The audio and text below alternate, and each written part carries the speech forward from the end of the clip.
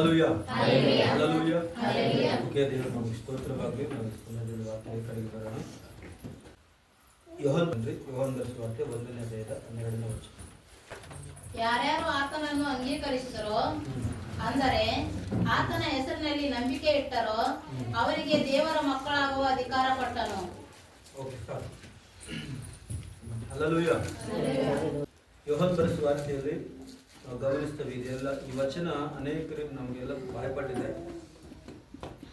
Hallelujah. ಆದರೆ ಏನಪ್ಪಾ ಅಂತ ಹೇಳಿದ್ರೆ, ಯಾರು ಆತನನ್ನು ಅಂಗೀಕರಿಸಿದರು, ಅಂದರೆ ಆತನ ಹೆಸರಿನಲ್ಲಿ ನಂಬಿಕೆ ಇಟ್ಟರು, ಅವರಿಗೆ ದೇವರ ಮಕ್ಕಳಾಗುವಂತ ಅಧಿಕಾರ ಕೊಟ್ಟನು ಎಂಬುದಾಗಿ ಇಲ್ಲಿ ನೋಡುತ್ತೇವೆ. ಹಲ್ಲೆಲೂಯಾ.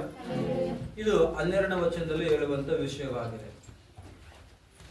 ಹಾಗಾದ್ರೆ ದೇವರ ಮಕ್ಕಳು ಅಂತ ನಾವು ಇಲ್ಲಿ ಇದೆ ಅಧಿಕಾರವನ್ನು ಕೊಟ್ಟನು. ಒಂದು ಸಾರಿ ಆಲೋಚನೆ ಮಾಡ್ರಿ. ನಾವು ಅದೇ ಕೀರ್ತನೆ 127 ವಚನದಲ್ಲಿ ನೋಡುವಾಗ ತೆಗಿಬಾರ್ರಿ, ಅಲ್ಲಿ ವಚನ ಹೇಳುತ್ತದೆ, ಪುತ್ರ ಸಂತಾನವು ಅದು ಯೆಹೋವನಿಂದ ಬಂದ ಸ್ವಾಸ್ಥ್ಯ, ಗರ್ಭಫಲವು ಆತನ ಬಹುಮಾನ ಎಂಬುದಾಗಿ ಅಲ್ಲಿ ಬರೆಯಲ್ಪಟ್ಟಿದೆ. ಹಾಗಾದ್ರೆ ದೇವರೇ ದಯಪಾಲಿಸುವಾಗ, ದೇವರೇ ಕೊಟ್ಟಾಗ ದೇವರ ಮಕ್ಕಳಾಗ ಆಟೋಮೆಟಿಕ್ ಆಗಿ. ಆದ್ರೆ ಇಲ್ಲಿ ಯೋಹಾನ್ ಹೊಸ ಒಡಂಬಡಿಕೆಯಲ್ಲಿ ಬಂದಾಗ ಅದು ಹಾಗಿಲ್ಲ. ನಂಬುವುದರ ಮುಖಾಂತರ ದೇವರ ಮಕ್ಕಳು. ಹಲ್ಲೆಲೂಯಾ. ಚೆನ್ನಾಗಿ ಅರ್ಥ ಮಾಡ್ಕೊಳ್ರಿ. ನಂಬಿಕೆ ಇಡುವುದರ ಮುಖಾಂತರ ದೇವರ ಮಕ್ಕಳಾಗುತ್ತೇವೆ. ಹಾಗಾಗಿ ಅಲ್ಲಿ ದೇವರೇ ನಮ್ಗೆಲ್ಲ ಸೃಷ್ಟಿ ಮಾಡಿದ ಹೌದು, ಆದ್ರೂ ಅಧಿಕಾರ ಇಲ್ಲ. ನಾವು ದೇವರಿಂದ ಬಂದಿದ್ದೇವೆ, ಆದ್ರೂ ದೇವರ ಮಕ್ಕಳು ಅನ್ನಿಸ್ಕೊಳ್ಳಕ್ ಆಗಲ್ಲ. ಈಗ ಲೋಕದಲ್ಲಿ ಅನೇಕರಿದ್ದಾರೆ, ಎಲ್ಲ ಜನರು ಸಹ ದೇವರಿಂದ ಬಂದಿರತಕ್ಕಂಥ ವ್ಯಕ್ತಿಗಳೇ. ಆದರೆ ಅಧಿಕಾರ ಅನ್ನುವಂಥದ್ದು ಕೆಲವರಿಗೆ ಮಾತ್ರ ಕೊಡಲ್ಪಡುತ್ತೆ. ದೇವರ ಮಕ್ಕಳು ಅನ್ನುವಂಥದ್ದು ಕೆಲವರಿಗೆ ಮಾತ್ರ. ಅದು ಯಾರಿಗೆ ಅಂತ ಹೇಳಿದ್ರೆ ನಂಬಿಕೆ ಇಡುವವರಿಗೆ ಪ್ರಿಯರೇ. Hallelujah hallelujah. ಅರ್ಥ ಆಗಿದೆನಾ? ಇಲ್ಲಿ ನೋಡುವಾಗ ದೇವರ ಮಕ್ಕಳು ಅನ್ನುವಂತ ವಿಷಯಕ್ಕೆ ಬಂದಾಗ ಈ ಸತ್ಯವೇದದ ಮಹತ್ವವುಳ್ಳ ವಾಗ್ದಾನಗಳಲ್ಲಿ ಇದು ಒಂದಾಗಿದೆ ಅಂತೆ. ಇಡೀ ಸತ್ಯವೇದದಲ್ಲಿರ್ತಕ್ಕಂಥ ವಾಗ್ದಾನಗಳಲ್ಲಿ, ಮಹತ್ವವಾಗಿರ್ತಕ್ಕಂಥ ವಾಗ್ದಾನಗಳಲ್ಲಿ ಈ ಒಂದು ವಿಷಯ ಸಹ, ಈ ಒಂದು ವಾಕ್ಯ ಸಹ ಇದು ಒಂದು ವಾಗ್ದಾನವಾಗಿದೆ ಎಂಬುದಾಗಿ ಗಮನಿಸ್ತಾ ಇದ್ರೆ, ಹಾಗಾದ್ರೆ ಸಹಜವಾಗಿ ನಾವು ನೋಡುವಾಗ ದೈಹಿಕವಾಗಿ ಮಕ್ಕಳು ಜನಿಸುವಂಥದ್ದು ಅದು ಪ್ರಕೃತವಾಗಿ ಅದು ನಾವು ಜನಿಸ್ತೇವೆ. ಅದು 13ನೇ ವಚನ ಹೇಳುತ್ತೆ. ಆದ್ರೆ ದೇವರ ಮಕ್ಕಳು ಹೇಗೆ ಆಗ್ತಾರೆ ಅನ್ನೋ ಒಂದು ವಿಷಯದಲ್ಲಿ ಬಂದಾಗ 13ನೇ ವಚನ ಈ ರೀತಿ ಹೇಳುತ್ತೆ, ಇವರು ರಕ್ತ ಸಂಬಂಧದಿಂದಾಗಲಿ, ಕಾಮದಿಂದಾಗಲಿ, ಪುರುಷ ಸಂಕಲ್ಪದಿಂದಾಗಲಿ ಹುಟ್ಟಿದವರಲ್ಲ, ಇವರು ದೇವರಿಂದಲೇ ಹುಟ್ಟಿದವರು ಎಂಬುದಾಗಿ ಇಲ್ಲಿ ನಾವು ನೋಡುತ್ತೇವೆ. ಆಮೇಲೆ ಹಲ್ಲೆಲೂಯಾ. ಹಾಗಾದ್ರೆ ದೇವರ ಮಕ್ಕಳು ಎಂಬುದಾಗಿ ಕರೆಸಿಕೊಳ್ತಕ್ಕಂಥ ಈ ಜನಾಂಗ, ಈ ಜನರು ಏನಾಗಿದ್ದಾರೆ? ಇವರಿಗೆ ರಕ್ತ ಸಂಬಂಧ ಇಲ್ಲ, ಇವರಿಗೆ ಕಾಮದಿಂದ ಹುಟ್ಟಿಲ್ಲ, ಪುರುಷ ಸಂಕಲ್ಪದಿಂದ ಹುಟ್ಟಿಲ್ಲ. ಹಾಗಾದ್ರೆ ಪ್ರಿಯರೇ, ಇವರು ಹೇಗೆ ಜನಿಸಿದರು, ಹೇಗೆ ಹುಟ್ಟಿದರು, ಇವರಿಗೆ ಹೇಗೆ ಮತ್ತು ನೋಡುವಾಗ ದೇವರ ಮಕ್ಕಳು ಅನ್ನಿಸಿಕೊಳ್ತಾರೆ ಅಂತ ನೋಡುವುದಾದ್ರೆ ದೇವರಿಂದಲೇ ಹುಟ್ಟಿದವರು ಎಂಬುದಾಗಿ. ಯಾರಿಂದ ಹುಟ್ಟಿದವರು? ದೇವರಿಂದಲೇ ಹುಟ್ಟಿದವರು. ಉದಾಹರಣೆ ಹೇಗೆ ಸಾಧ್ಯ ಅಂತ ನೀವು ಕೇಳಿದ್ರೆ ನಾವು ಬೈಬಲ್ನಲ್ಲಿ ಗಮನಿಸ್ತೇವೆ ಪ್ರಿಯರೇ. ಇಲ್ಲಿ ನೋಡುವಾಗ ಯೇಸು ಕ್ರಿಸ್ತನ ಜನನ ಅದು ಹಾಗೆ ಆಗುತ್ತೆ ಪ್ರಿಯರೇ. ಯೇಸು ಕ್ರಿಸ್ತನ ಜನನದಲ್ಲಿ ರಕ್ತ ಸಂಬಂಧ ಇಲ್ಲ, ಯೇಸು ಕ್ರಿಸ್ತನ ಜನನದಲ್ಲಿ ಕಾಮ ಇಲ್ಲ, ಯೇಸು ಕ್ರಿಸ್ತನ ಜನನದಲ್ಲಿ ಪುರುಷ ಸಂಕಲ್ಪ ಇಲ್ಲ. ಈ 3 ವಿಷಯಗಳಿಲ್ಲದಂತೆ ಯೇಸು ಕ್ರಿಸ್ತನ ಭೂಲೋಕದಲ್ಲಿ ಜನಿಸಿದ್ದಾರೆ. Hallelujah hallelujah hallelujah hallelujah. ಹಾಗಾಗಿ ಪ್ರಿಯ ದೇವರ ಮಕ್ಕಳಲ್ಲಿ ಗಮನಿಸ್ತೇವೆ, ಎಲ್ಲಾ ವಾಗ್ದಾನ, ಮಹತ್ತಾದ ವಾಗ್ದಾನಗಳಲ್ಲಿ ದೇವರ ಮಗನು, ದೇವರ ಮಕ್ಕಳು ಎನ್ನುವಂತ ವಾಗ್ದಾನ ಇದು ಸಹ ಒಂದಾಗಿದೆ ಪ್ರಿಯ. ಇದು ಕೇವಲ ಮುಖ್ಯವಾದ ಸತ್ಯಗಳನ್ನು ಒಳಗೊಂಡಿದೆ. ಏನಂತೆ? ಪ್ರಾಮುಖ್ಯವಾಗಿರ್ತಕ್ಕಂಥ ಸತ್ಯಗಳನ್ನು ಒಳಗೊಂಡಿದೆ. ಸ್ವಾಭಾವಿಕವಾಗಿ ಮನುಷ್ಯರು ದೇವರ ಮಕ್ಕಳಲ್ಲ ಅಂತೆ. ಸ್ವಾಭಾವಿಕವಾಗಿ ಏನಂತೆ? ಮನುಷ್ಯರು ದೇವರ ಮಕ್ಕಳಲ್ಲ, ಅವರು ಆತನ ಆಗಬೇಕು. ಏನಂತೆ? ಸ್ವಾಭಾವಿಕವಾಗಿದ್ದಂತ ಮಕ್ಕಳಲ್ಲ, ಆತನ ಮಕ್ಕಳಾಗಬೇಕು ಎಂಬುದಾಗಿ ನಾವು ನೋಡುತ್ತೇವೆ ಪ್ರಿಯ. ಹಾಗಾದ್ರೆ ಇಲ್ಲಿ ನಾವು ನೋಡುವಾಗ ಯೋಹಾನ್ ಬರೆಸುವಂತೆ 3:6 ಈ ರೀತಿ ಹೇಳುತ್ತೆ, ದೇಹದಿಂದ ಹುಟ್ಟಿದ್ದು ದೇಹವೇ, ಆತ್ಮನಿಂದ ಹುಟ್ಟಿದ್ದು ಆತ್ಮವೇ ಎಂಬುದಾಗಿ ಸಹ ಅಲ್ಲಿನ ವಾಕ್ಯದಲ್ಲಿ ಗಮನಿಸುತ್ತೇವೆ. ಹಾಗಾದ್ರೆ ಇನ್ನೊಂದು ವಚನದಲ್ಲಿ ಸಹ ನಾವು ಗಮನಿಸುವಾಗ ಯೋಹಾನ 8:44 ಹೇಳುತ್ತೆ, ಸೈತಾನನು ನಿಮ್ಮ ತಂದೆ, ನೀವು ಆ ತಂದೆಯಿಂದ ಹುಟ್ಟಿದವರಾಗಿದ್ದು ನಿಮ್ಮ ತಂದೆಯ ದುರುಚ್ಚೆಗಳನ್ನೇ ನಡೆಸಬೇಕೆಂದಿದ್ದೀರಿ ಎಂಬುದ. ಹಾಗಾದ್ರೆ ಲೋಕದಲ್ಲಿರ್ತಕ್ಕಂಥ ಜನ ಮತ್ತು ನೋಡುವಾಗ ಪ್ರಿಯರೇ, ಸ್ವಾಭಾವಿಕವಾಗಿ ಹುಟ್ಟಿದಂತ ಜನ ಯಾರ ಮಕ್ಕಳು ಅಂತ ಹೇಳುತ್ತಂತ ಹೇಳಿದ್ರೆ ಅವರು ಸೈತಾನನ ಮಕ್ಕಳಾಗಿದ್ದಾರೆ ಎಂಬುದನ್ನ ಇಲ್ಲಿ ಪ್ರಕಟಿಸುತ್ತಾ ಇದೆ ಪ್ರಿಯರೇ. ಅದಕ್ಕಾಗಿ ಸೈತಾನನು ನಿಮ್ಮ ತಂದೆ ಎಂಬುದಾಗಿ ಯೇಸು ಕ್ರಿಸ್ತನೇ ಸ್ವತಃ ಯೇಸು ಕ್ರಿಸ್ತನೇ ಖುದ್ದಾಗಿ ಈ ಒಂದು ವಾಕ್ಯದಲ್ಲಿ ಹೇಳ್ತಾನೆ ಪ್ರಿಯರೇ. ಸೈತಾನನು ನಿಮ್ಮ ತಂದೆ, ನೀವು ಆ ತಂದೆಯಿಂದ ಹುಟ್ಟಿದವರಾಗಿದ್ದು ನಿಮ್ಮ ತಂದೆಯ ಇಚ್ಛೆಗಳನ್ನೇ ನಡೆಸಬೇಕೆಂದಿದ್ದೀರಿ. ಯಾರೆಲ್ಲ ಪರಿಶುದ್ಧ ಇಲ್ವೋ, ಯಾರೆಲ್ಲ ಪರಿಶುದ್ಧರಾಗಿ ನಡ್ಕೊಳ್ಳುವಲ್ವೋ, ಯಾರೆಲ್ಲ ಪಾಪದಲ್ಲಿ ಜೀವಿಸ್ತಾ ಇದ್ರು, ಯಾರೆಲ್ಲ ಅನ್ಯಾಯ ಮಾಡ್ತಿದ್ರು, ಸುಳ್ಳು ಹೇಳ್ತಿದ್ರು, ಮೋಸ ಮಾಡ್ತಿದ್ರು, ಕಳ್ತನ ಮಾಡ್ತಿದ್ರು, ಕೊಲೆ ಮಾಡ್ತಿದ್ರು, ಈ ಲೋಕದಲ್ಲಿ ಕೆಟ್ಟದಾಗಿ ನಡ್ಕೊಳ್ತಾ ಇದ್ದಾರೆ, ಅವರು ದೇವರ ಮಕ್ಕಳ ಅಲ್ಲ ಅಂತೇಳಿ ಸ್ಪಷ್ಟವಾಗಿ ಸತ್ಯವೇದು ನಮಗೆ ತಿಳಿಸುತ್ತೆ ಪ್ರೇರೆ. ಹಾಗಾದ್ರೆ ಅವರು ಯಾರ ಮಕ್ಕಳು ಅಂತ ಹೇಳಿದ್ರೆ ಅವರು ಸೈತಾನನ ಮಕ್ಕಳು. ಅವರ ತಂದೆ ಯಾರಂತ ಕೇಳೋದಾದ್ರೆ ಅವರ ತಂದೆ ಸೈತಾನನು ಎಂಬುದಾಗಿ ಸತ್ಯವೇದದಲ್ಲಿ ಯೇಸು ಕ್ರಿಸ್ತನೇ ಸ್ವತಃ ಹೇಳಿದ್ದಾನೆ. ಹಲ್ಲೆಲೂಯಾ. ಹಾಗಾಗಿ ಸೈತಾನ ಏನ್ ಮಾಡ್ತಾನೆ? ದುರುಚೆಗಳನ್ನ ನಡೆಸ್ತಾನೆ. ಅವನು ಕೆಟ್ಟದಾಗುವುದನ್ನು ಬಯಸ್ತಾನೆ, ಕೊಲೆ ಆಗುವುದನ್ನು ಬಯಸ್ತಾನೆ, ಮೋಸ ಮಾಡುವುದನ್ನು ಬಯಸ್ತಾನೆ, ಅನ್ಯಾಯ ಮಾಡುವುದನ್ನು ಬಯಸ್ತಾನೆ. Hallelujah, hallelujah. ಅದೇ ಒಂದು ಆ ಗುಣಗಳು ಒಂದು ವೇಳೆ ನಿಮ್ಮೊಳಗಡೆ ಇದ್ರೆ ನೀವು ಸಹ ಏನಾಗಿದ್ದೀರಾ? ಸೈತಾನನಿಗೆ ಹುಟ್ಟಿದವರಾಗಿದ್ದೀರಾ, ಸೈತಾನನಿಂದ ಬಂದಂತವರಾಗಿದ್ದೀರಾ. ನಿಮ್ಮ ತಂದೆಯು ಸೈತಾನನು ಎಂಬುದಾಗಿ ಇಲ್ಲಿ ಸ್ಪಷ್ಟವಾಗಿ ನಾವು ನೋಡುತ್ತೇವೆ. ಆಮೇಲೆ ಹಲ್ಲೆಲೂಯಾ, ಹಲ್ಲೆಲೂಯಾ. ಅವನು ಆದಿಯಿಂದಲೂ ಕೊಲೆಗಾರನಾಗಿದ್ದು ಸತ್ಯದಲ್ಲಿ ನಿಲ್ಲಲಿಲ್ಲ. ಈ ಸೈತಾನನು ಏನಾಗಿದ್ದಾನಂತ್ರಿ? ಪ್ರಾರಂಭದಿಂದಲೂ ಸಹ ಏನಾಗಿದ್ದಾನೆ? ಅವನು ಕೊಲೆಗಾರನಂತೆ. ಪ್ರಾರಂಭದಿಂದ ಹಿಡಿದು ಈ ಒಂದು ಸೈತಾನನು ಕೊಲೆಗಾರನು. ಅವನು ಸತ್ಯದಲ್ಲಿ ನಿಂತುಕೊಳ್ಳಲಿಲ್ಲ. ಹಲೋ, ಅರ್ಥ ಮಾಡ್ಕೊಂಡು ಸಭೆ ಚೆನ್ನಾಗಿ ಅರ್ಥ ಮಾಡ್ಕೊ. ಪ್ರಾರಂಭದಿಂದ ಹಿಡ್ಕೊಂಡು ಇಲ್ಲಿವರೆಗೆ ಆಯ್ತು, ಮುಂದೆ ಆಯ್ತು ಸಹ ಸೈತಾನನು ಸತ್ಯದಲ್ಲಿ ನಿಂತ್ಕೊಳ್ಳಕ್ ಆಗಲ್ಲ. ಸತ್ಯದಲ್ಲಿ ನಿಂತ್ಕೊಳ್ಳೋದ ಕಾರಣ ಮತ್ತು ನೋಡುವಾಗ ಅವನ ಕಾರ್ಯಗಳೆಲ್ಲವೂ ಸಹ ಕೆಟ್ಟದಾಗಿರುತ್ತೆ ಪ್ರೇರೆ. ಹಲ್ಲೆಲೂಯಾ. ಹಾಗಾದ್ರೆ ಸತ್ಯದಲ್ಲಿ ನಿಂತುಕೊಳ್ಳೋರು ಯಾರು ನಿಂತುಕೊಳ್ತಾರೆ ಅಂತ ನೋಡುವಾಗ ದೇವರಿಂದ ಹುಟ್ಟಿದವರು ಮಾತ್ರನೇ ಸತ್ಯದಲ್ಲಿ ನಿಂತುಕೊಳ್ಳಲಿಕ್ಕೆ ಸಾಧ್ಯ ಪ್ರಿಯರೇ. ಸೈತಾನನಿಂದ ಹುಟ್ಟಿದವರು ಯಾವತ್ತಿಗೂ ಸಹ ಅವರು ಸತ್ಯದಲ್ಲಿ ನಿಂತುಕೊಳ್ಳಲಿಕ್ಕೆ ಸಾಧ್ಯನೇ ಇಲ್ಲ. Hallelujah, hallelujah. ಅದಕ್ಕಾಗಿ ಆದಿಯಿಂದಲೂ ಕೊಲೆಗಾರನಾಗಿದ್ದು ಸತ್ಯದಲ್ಲಿ ನಿಲ್ಲಲಿಲ್ಲ. ಅವನಲ್ಲಿ ಸತ್ಯವೂ ಇಲ್ಲವೇ ಇಲ್ಲ ಅಂತೆ. ಏನಾಗಿದ್ದರೆ ಆ ಸೈತಾನನಲ್ಲಿ ಸತ್ಯವೂ ಇಲ್ಲವೇ ಇಲ್ಲ ಎಂಬುದಾಗಿ ನಾವು ನೋಡುತ್ತೇವೆ.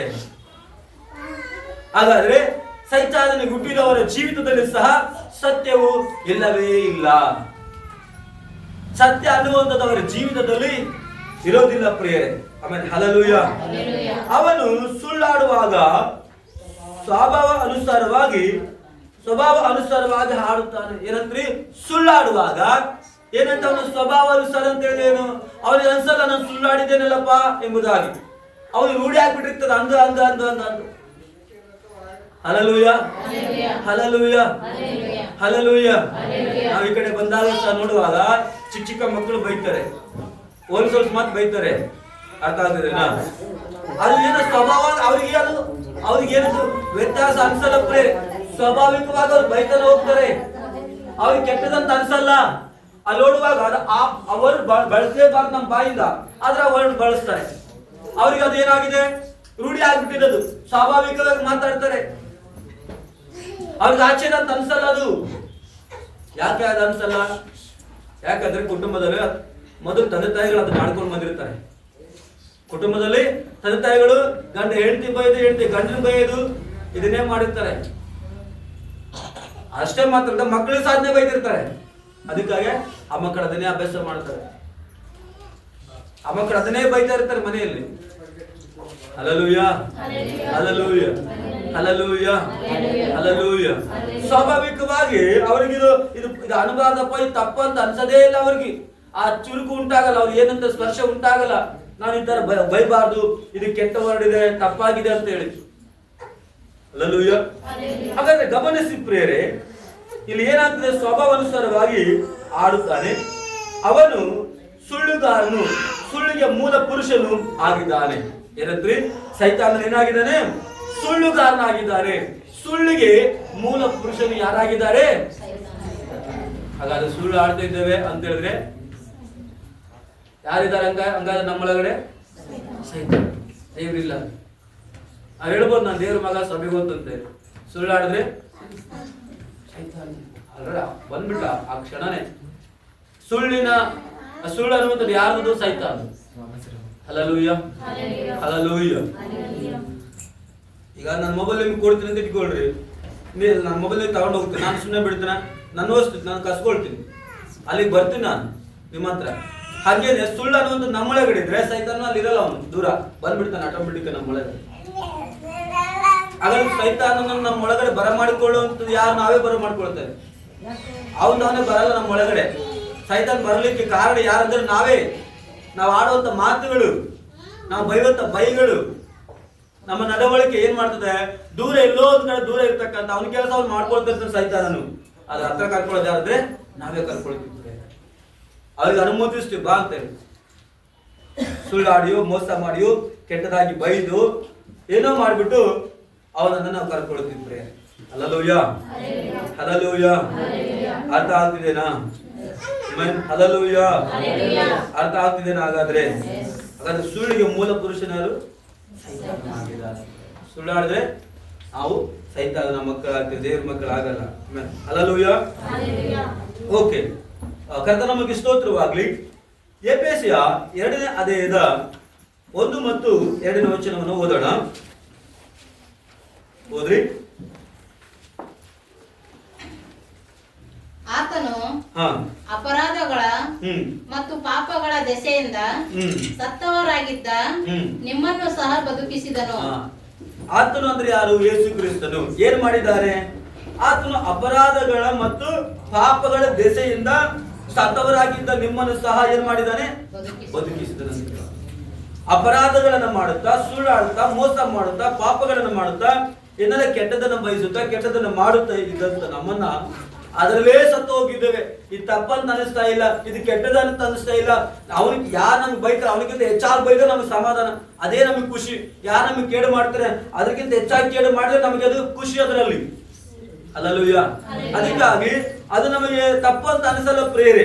ಹಾಗಾದ್ರೆ ಅಂತ ಒಂದು ನರಕದಿಂದ ಅಥವಾ ಅಂತ ಒಂದು ಮರಣದಿಂದ ಸತ್ತವರಾಗಿದ್ದ ನಮ್ಮನ್ನು ಸಹ ಏನ್ ಮಾಡಿದ್ದಾರೆ ಅಂತ ಹೇಳಿದ್ರೆ ದೇವರು ಬದುಕಿಸಿದ್ದಾರೆ.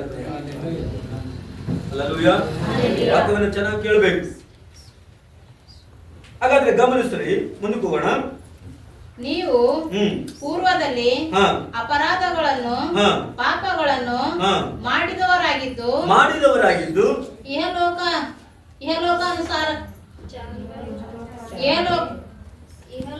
ಚಾರಕ್ಕೆ ಅನುಸಾರವಾಗಿ ನಡೆದುಕೊಂಡಿದ್ದೀರಿ. ಸಾಕು, ಇಲ್ಲಿ ನೋಡ್ತೇವೆ, ಗಮನವಾಗಿ ಕೇಳ್ರಿ. ನೀವು ಪೂರ್ವದಲ್ಲಿ ಅಂತ ಹೇಳಿದ್ರೆ ಏನು? ಪೂರ್ವ ಅಂತ ಹೇಳಿದ್ರೆ ಏನು? ಭೂಮಿ ಆಕಾಶಗಳು ಉಂಟಾಗಲಿಕ್ಕಿಂತ ಮುಂಚಿತವಾಗಲ್ಲ. ನಾವು ಯೇಸು ಕ್ರಿಸ್ತನನ್ನ ನಂಬಿಕೊಳ್ಳದೆ ಇರ್ತಕ್ಕಂಥ ಮುಂಚಿತವಾಗಿ ಪ್ರೇಯರ್, ನಾವು ಯೇಸು ಕ್ರಿಸ್ತನನ್ನ ಸ್ವೀಕಾರ ಮಾಡದೇ ಇರ್ತಕ್ಕಂಥ ಮುಂಚಿತವಾಗಿರ್ತಕ್ಕಂಥ ಜೀವಿತದಲ್ಲಿ ಎಂಬುದಾಗಿ ನಾವು ನೋಡ್ತೇವೆ. ಅದಕ್ಕೇನಂತಾರೆ? ನೀವು ಪೂರ್ವದಲ್ಲಿ ಅಪರಾಧಗಳನ್ನ ಪಾಪಗಳನ್ನ ಮಾಡುವರಾಗಿದ್ದು ಇಹಲೋಕಾಚಾರಕ್ಕೆ ಅನುಸಾರವಾಗಿ ನಡೆದುಕೊಂಡಿರಲ್ಲ. ಇಹಲೋಕದಲ್ಲಿ ಬೇರೆ ಜನ ಅನ್ಯ ಜನ ಯಾವ ರೀತಿಯಲ್ಲಿ ಜೀವಿಸ್ತಾ ಇದ್ದಾರೋ ಅದೇ ರೀತಿಯಲ್ಲಿ ನೀವು ಸಹ ಜೀವಿಸ್ತಾ ಇದ್ದೀರಲ್ಲ ಎಂಬುದಾಗಿ. Hallelujah, hallelujah. ಹಾಗಾದ್ರೆ ಗಮನವಾಗಿ ಕೇಳ್ರಿ, ಮುಂದಕ್ಕೆ ಹೋಗೋಣ. ವಾಯುಮಂಡಲದಲ್ಲಿ ಅಧಿಕಾರ ನಡೆಸುವ ಅಧಿಪತಿಗೆ ಅಂದರೆ ನಂಬಲೊಲ್ಲದವರನ್ನು ಅವಿಧೇಯತೆಗೆ ಈಗ ಪ್ರೇರೇಪಿಸುವ ಆತ್ಮನಿಗೆ ಅನುಸಾರವಾಗಿ ನಡೆದುಕೊಂಡಿರಿ. ಹಲ್ಲೆಲೂಯ. ಹಾಗಾದ್ರೆ ಕ್ರಿಸ್ತನು ಇಲ್ಲದಕ್ಕಿಂತ ಮುಂಚಿತವಾಗಿ ಪ್ರಿಯರೇ ಏನಂತ ಹೇಳುತ್ತೆ? ವಾಯುಮಂಡಲದಲ್ಲಿ ಅಧಿಕಾರ ನಡೆಸುವಂತ ಅಧಿಪತಿಗೆ. ಅರ್ಥಾತ್ ಏನ? ವಾಯುಮಂಡಲದಲ್ಲಿ ಅಧಿಕಾರ ನಡೀತಾ ಇರುತ್ತೆ ಸೈತಾನ. ಹಲ್ಲೆಲೂಯ. ಈಗ ನೋಡ್ತೇವೆ ಭೂಲೋಕದ ನೆಲೆಯಲ್ಲಿ ಅದೇ ಇದು ಗುಡಿಗಳು ಮಾಡಿ ಏನೆಲ್ಲ ಅಲ್ಲೇ ಅಧಿಕಾರ ಏನಿಲ್ಲ. ವಾಯುಮಂಡಲದಲ್ಲಿ ಒಂದು ಸೈತಾನ ಸೈನ್ಯ ಇದೆ, ಅದೇ ಎಲ್ಲಾ ಜನರನ್ನ ಆಳ್ವಿಕೆಯಲ್ಲಿ ನಡೆಸುತ್ತೆ. Hallelujah, hallelujah. ಹಾಗಾದ್ರೆ ಇಲ್ಲಿ ನೋಡ್ತೇವೆ ಏನ್ ಮಾಡ್ತಾನೆ? ಹಾಗಾದ್ರೆ ವಾಯುಮಂಡಲದ ಅಧಿಕಾರಿ ಅಂತ ನೋಡುವಾಗ ನಂಬಲೊಲ್ಲದವರನ್ನ ಅವಿಧೇಯತೆಗೆ ನಡೆಸ್ತಾನೆ. ಯಾರು ದೇವರ ಬಗ್ಗೆ ಲಕ್ಷ್ಯ ಕೊಡಲ್ವೋ, ಯೇಸು ಕ್ರಿಸ್ತನ ಸುವಾರ್ತೆ ಬಗ್ಗೆ ಲಕ್ಷ್ಯ ಕೊಡಲ್ವೋ, ಯೇಸುವನ್ನು ನಂಬಿಕೊಳ್ಳಲ್ವೋ, ವಾಕ್ಯದ ಕಡೆಗೆ ಗಮನ ಹರಿಸಲ್ವೋ, ಹಾಗಾದ್ರೆ ಸೈತಾನ ಬಂದು ಏನ್ ಮಾಡ್ತಾನಂತೆ, ನಂಬಲೊಲ್ಲದ ಹೃದಯವನ್ನ ಏನ್ ಮಾಡ್ತಾರೆ, ಅವಿಧೇಯತೆಗೆ ನಡೆಸ್ತಾರೆ. ಅವ್ರು ಎಷ್ಟು ವಾಕ್ಯ ಹೇಳಿದ್ರು ಒಳಗೋಗಲ್ಲ. ಸೇವಕರು ಎಷ್ಟು ಒಳ್ಳೇದು ಹೇಳಿದ್ರೆ ಅವನಿಗೆ ಕೆಟ್ಟದೇ ಕಾಣುತ್ತೆ. ಎಷ್ಟೇ ನಾವು ಚೆನ್ನಾಗಿ ಹೇಳಿದ್ರು ಸಹ ಅವರ ಒಳಗಡೆ ಹೋಗಲ್ಲ ಪ್ರೇರೆ. ಯಾಕೆ? ಸೈತಾನನ ಅವರನ್ನ ಅವಿಧೇಯತೆ ಕಡೆಗೆ ನಡೆಸಿದ್ದಾನೆ. ಅಲ್ಲೂಯ್ಯ. ಹಾಗಾಗಿ ಈಗ ಪ್ರೇರೇಪಿಸುವ ಆತ್ಮನಿಗೆ ಅನುಸಾರವಾಗಿ ನಡೆದುಕೊಂಡಿದ್ದೀರಿ ಎಂಬುದಾಗಿ, ಆತ್ಮನಿಗೆ ಅನುಸಾರವಾಗಿ ನೀವು ನಡೆದುಕೊಂಡಿದ್ದೀರಿ ಎಂಬುದಾಗಿ. ಹಾಗಾದ್ರೆ ಗಮನಿಸ್ರಿ, ಸ್ವಾಭಾವಿಕವಾಗಿ ಅವರು ಸೃಷ್ಟಿಸಲ್ಪಟ್ಟರು. ಚೆನ್ನಾಗಿ ಅರ್ಥ ಮಾಡಿಕೊಡ್ರಿ. ಸ್ವಾಭಾವಿಕವಾಗಿ ಅವರು ಸೃಷ್ಟಿಸಲ್ಪಟ್ಟರು. ತಮ್ಮ ಸ್ವಂತ ಆಯ್ಕೆಯಿಂದ ತಮ್ಮ ಸೃಷ್ಟಿಕರ್ತನ ವಿರುದ್ಧ ದಂಗೆ ಎದ್ದವರು ಮತ್ತು ದೇವರಿಂದ ಬೇರ್ಪಟ್ಟವರು ಆಗಿದ್ದಾರೆ. ಅರ್ಥ ಆಗಿದೆನಾ? ಏನಂತ ಹೇಳಿದ್ರೆ, ಸ್ವಾಭಾವಿಕವಾಗಿ ಅವರು ಇಲ್ಲಿ ಹುಟ್ಟಿದ್ರು ಸಹ ಅವ್ರೇನಂತೆ ತಮ್ಮ ಸ್ವಂತ ಆಯ್ಕೆಯಿಂದ, ನನ್ನ ಆಯ್ಕೆ, ನಾನು ಹೇಳಿದ ಆಗ್ಬೇಕು, ನಂದೇ ಆಗ್ಬೇಕು, ನಂದೇ ನಡಬೇಕು ಅನ್ನುವಂಥದ್ದು ಪ್ರೇರೆ. ಸ್ವಂತ ಆಯ್ಕೆ, ದೇವರ ಆಯ್ಕೆ ಇಲ್ಲ, ನಾನೇ ಆಯ್ಕೆ ಮಾಡುವಂಥದ್ದು. ತಮ್ಮ ಸೃಷ್ಟಿಕರ್ತನ ಏನ್ ಮಾಡಿದ್ದಾರೆ, ಆತರ ಆಯ್ಕೆ ಮಾಡಿಕೊಂಡು ತಮ್ಮನ್ನು ಯಾವ ದೇವರು ಸೃಷ್ಟಿ ಮಾಡಿದ್ರು ಆ ದೇವರ ವಿರುದ್ಧವಾಗಿಯೇ ದಂಗೆ ಎದ್ದಿದ್ದಾರೆ. ಎಷ್ಟು ಜನ ನೋಡ್ತೀವಿ ಪ್ರಾರ್ಥನೆ ಮಾಡುವಂತ ಸ್ಥಳದಲ್ಲಿ ಬಂದು ಹೊಡಿತಾರೆ ಕ್ರೈಸ್ತರನ್ನ. ಎಷ್ಟು ಜನ ನೋಡ್ತೀವಿ, ಎಷ್ಟೋ ಚರ್ಚೆಗಳನ್ನು ಮುಚ್ಚುತ್ತಾರೆ. ಅಲ್ಲೆಲ್ಲೂಯ ಆರಾಧನೆ ಅಂತ ಹೇಳಿದ್ರೆ ಹೊಡಿತಾರೆ, ಬೈಬಲ್ ಹಿಡ್ಕೊಂಡು ಹೋದ್ರೆ ಹೊಡಿತಾರೆ. Alleluia, hallelujah. ಅರ್ಥ ಆಗ್ತಿದೆನಾ? ಹಾಗಾದ್ರೆ ಸೃಷ್ಟಿಕರ್ತನ ವಿರುದ್ಧವಾಗಿ ಎದ್ದಿದ್ದಾರೆ ಪ್ರಿಯರೇ. ಗಮನವಾಗಿ ಕೇಳಿರಲಿ. ಮತ್ತು ಅವ್ರು ಏನಾಗಿದ್ದಾರೆ, ದೇವರಿಂದ ಬೇರ್ಪಟ್ಟವರಾಗಿದ್ದಾರೆ. ಅವರು ದೇವರಲ್ಲಿಲ್ಲ, ಅವರು ದೇವರಿಂದ ದೂರವಾದಂತವರಾಗಿದ್ದಾರೆ. ಅವರು ದೇವರಿಂದ ಅವರು ಬೇರ್ಪಟ್ಟಂತ ಜನಾಂಗವಾಗಿದ್ದಾರೆ ಪ್ರಿಯರೇ. ಆಮೇಲೆ ಹಲ್ಲೆಲೂಯ, ಹಲ್ಲೆಲೂಯ. ಯಾಕೆ? ಅವರನ್ನ ಸೈತಾನನು ಮಂಕು ಮಾಡಿದ್ದಾನೆ. ಹಾಗಾಗಿ ಅವರು ದೇವರಿಗೆ ವಿರುದ್ಧವಾಗಿನೇ ನಡ್ಕೊಳ್ತಾರೆ, ದೇವರ ವಿರುದ್ಧವಾಗಿನೇ ಎದ್ದು ಬರ್ತಾರೆ ಪ್ರಿಯರೇ. ಆಮೇಲೆ ಹಲ್ಲೆಲೂಯ. ಹಾಗಾದ್ರೆ ಗಮನವಾಗಿ ಕೇಳಿ, ಇನ್ನೊಂದು ವಚನವನ್ನು ಓದೋಣ. ಯೆರೆಮೀಯ ಗ್ರಂಥಕ್ಕೆ ಬರೋಣ. ಯೆರೆಮೀಯ ಪ್ರವಾದನ ಗ್ರಂಥ 17ನೇ ಅಧ್ಯಾಯದ 9ನೇ ವಚನವನ್ನ ಓದ್ರಿ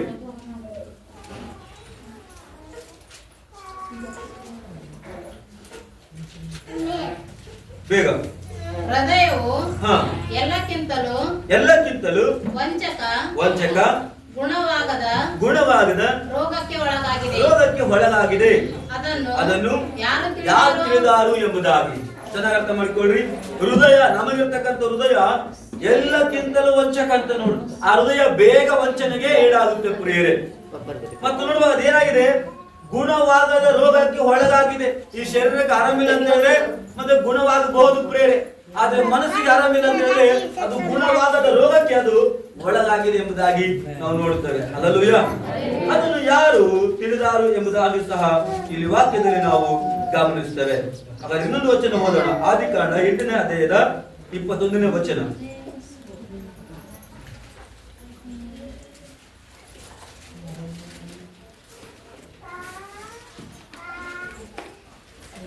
ಹೋದ್ರಿ.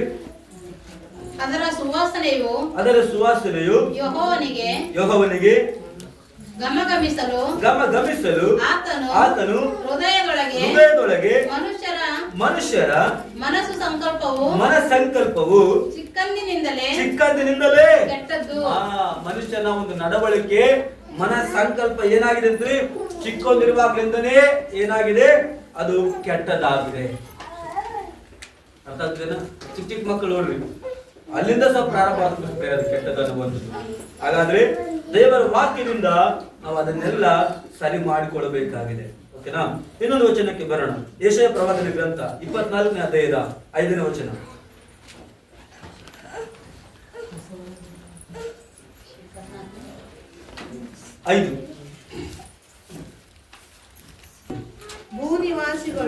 ಭೂನಿವಾಸಿಗಳು ದೈವಾಜ್ಞೆಗಳನ್ನು ಮೀರಿ ನಿಯಮಗಳನ್ನು ಅತಿಕ್ರಮಿಸಿ ಶಾಶ್ವತವಾದ ಒಡಂಬಡಿಕೆಯನ್ನು ಭಂಗಪಡಿಸಿದ್ದರಿಂದ ಭೂಮಿಯು ಅವರ ಹೆಜ್ಜೆಯಿಂದ ಅಪವಿತ್ರವಾಯಿತು. ಹಲ್ಲೆಲೂಯ. ಏನಾಯ್ತಂದ್ರೆ, ಹಾಗಾದ್ರೆ ಭೂ ನಿವಾಸಿಗಳು ದೇವರ ಆಜ್ಞೆಯನ್ನು ಮೀರಿದ್ರಂತೆ. ಭೂಮಿಯಲ್ಲಿ ವಾಸ ಮಾಡತಕ್ಕಂತ ಜನ ದೇವರ ಆಜ್ಞೆಯನ್ನ ಮೀರಿ ನಿಯಮಗಳನ್ನ ಅಕ್ರಮಿಸಿ ಶಾಶ್ವತವಾದ ಒಡಂಬಡಿಕೆಯನ್ನ ಭಂಗಪಡಿಸುವುದರಿಂದ ಭೂಮಿಯು ಅವರ ಹೆಜ್ಜೆಯಿಂದ ಅಪವಿತ್ರವಾಯಿತು ಎಂಬುದಾಗಿ ನಾವು ನೋಡುತ್ತೇವೆ. ಮನುಷ್ಯರಿಂದ ಭೂಮಿ ಏನಾಗಿದೆ? ಅಪವಿತ್ರವಾಗಿದೆ. ಪ್ರೇರೆ, ಪರಿಶುದ್ಧವಾಗಿರ್ತಕ್ಕಂಥ ಭೂಮಿ ಮನುಷ್ಯರ ಒಂದು ನಡವಳಿಕೆಯಿಂದ, ಕೆಟ್ಟದಾದ ನಡವಳಿಕೆಯಿಂದ ಏನಾಗಿದೆ? ಅಪವಿತ್ರವುದು ಆಗಿದೆ. ಪ್ರೇರೆ, ಆಮೇಲೆ ಹಲ್ಲೆಲೂಯಾ. ಮತ್ತು ಇನ್ನೊಂದು ವಚನ ಓದೋಣ. ಅದೇ ಯೆಶಾಯ ಪ್ರವಾದನ ಗ್ರಂಥ 59ನೇ ಅಧ್ಯಾಯದ ಮತ್ತು ನೋಡುವಾಗ 1 ಮತ್ತು 2ನೇ ವಚನವನ್ನು ಓದಿ ಬೇಗ. ಇಗೋ, ಯೆಹೋವನ ಹಸ್ತವು ರಕ್ಷಿಸಲಾರದಂತ ಮೋಟಗೈಯಲ್ಲ, ಆತನ ಕಿವಿಯು ಕೇಳಲಾರದ ಹಾಗೆ ಕಿವುಡಲ್ಲ. ಆದರೆ ನಿಮ್ಮ ಅಪರಾಧಗಳೇ ನಿಮ್ಮ ದೇವರಿಂದ ನಿಮ್ಮನ್ನು ಅಗಲಿಸುತ್ತಾ ಬಂದಿವೆ. ಹಲ್ಲೆಲೂಯಾ. ಹಾಗಾದ್ರೆ ನಮ್ಮ ದೇವರು ಯಾವಾಗಲೂ ಆತನು ಏನ್ ಮಾಡುವನಾಗಿದ್ದಾನೆ?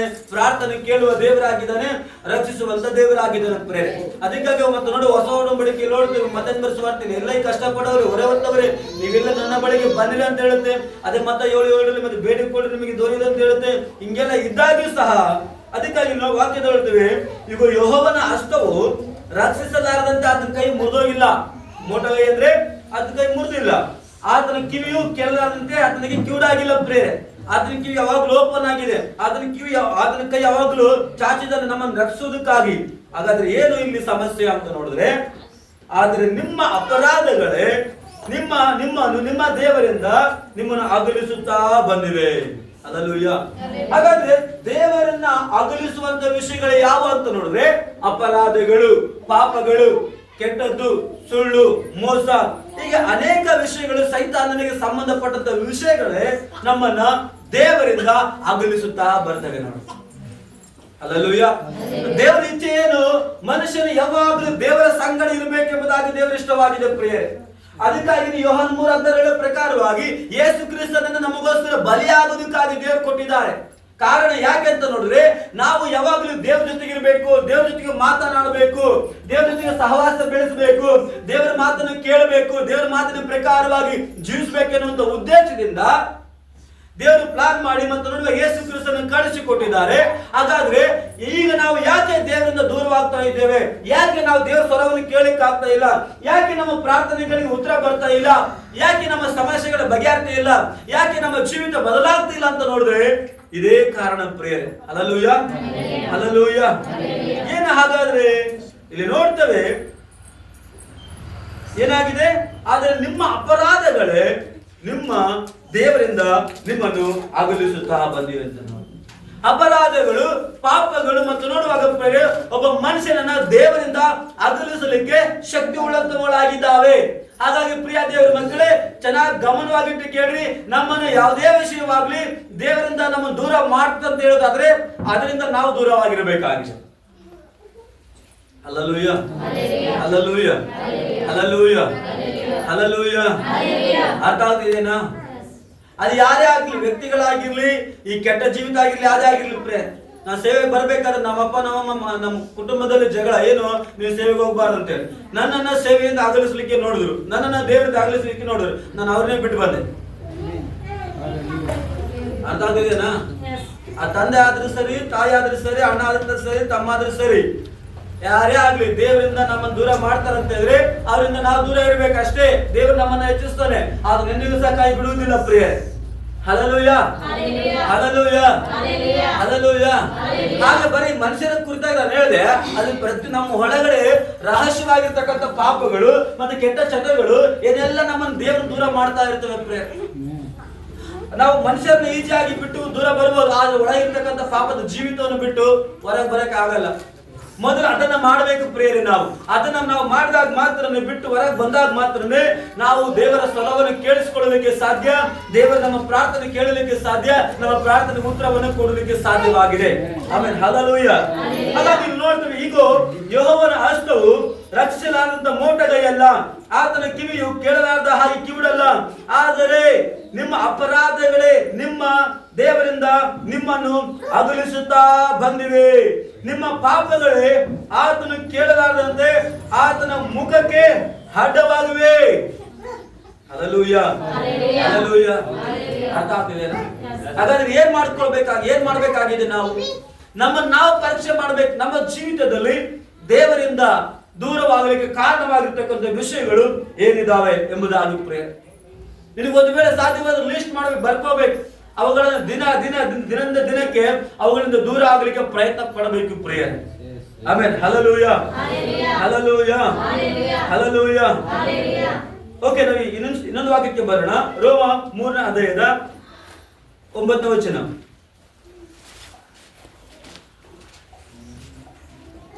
ರೋಮ 3:9 ಬೇಕು ಫಾಸ್ಟ್. ಹಾಗಾದರೆ ನೀನು ಏನು ಹೇಳಬೇಕು? ನಾವು ಅನ್ಯರಿಗಿಂತ ಉತ್ತಮ ಸ್ಥಾನದಲ್ಲಿದ್ದೇವೋ. ನೋಡಿ, ನಾವು ಅನ್ಯರಿಗಿಂತ ಉತ್ತಮ ಸ್ಥಾನದಲ್ಲಿದ್ದೇವೋ ಅಂತ ನಾವು ಅನ್ಕೊಳ್ತೀವಿ. ಆದ್ರೆ ಇನ್ನೇನು ವಾಕ್ಯ ಹೇಳುತ್ತೆ? ಉತ್ತಮ ಸ್ಥಾನದಲ್ಲಿದ್ದೇವೋ. ಅದನ್ನು ಸರ್ ಪರೀಕ್ಷೆ ಮಾಡಿಕೊಡ್ರಿ ಅಂತ ಅದರ ಅರ್ಥ. ನಾವು ಇದ್ದೇವಾ ಇಲ್ಲ ಒಂದ್ಸಾರಿ ನೋಡ್ಕೊಡ್ರಿ. ಅನ್ಯರಿಗಿಂತ ನಾವು ವ್ಯತ್ಯಾಸವಾಗಿದ್ದೇವಾ? ಅನ್ಯರಿಗಿಂತ ನಾವು ಉತ್ತಮವರಾಗಿದ್ದೇವಾ? ಹಾಗಾದ್ರೆ ಒಂದು ಸಾರಿ ನೀವು ಪರೀಕ್ಷೆ ಮಾಡಿಕೊಡ್ರಿ ಎಂಬುದಾಗಿ ಇಲ್ಲಿ ವಾಕ್ಯದಲ್ಲಿ ನೋಡ್ತೇವೆ. ವಾಕ್ಯ ಮುಂದ್ಕೋದ್ರಿ.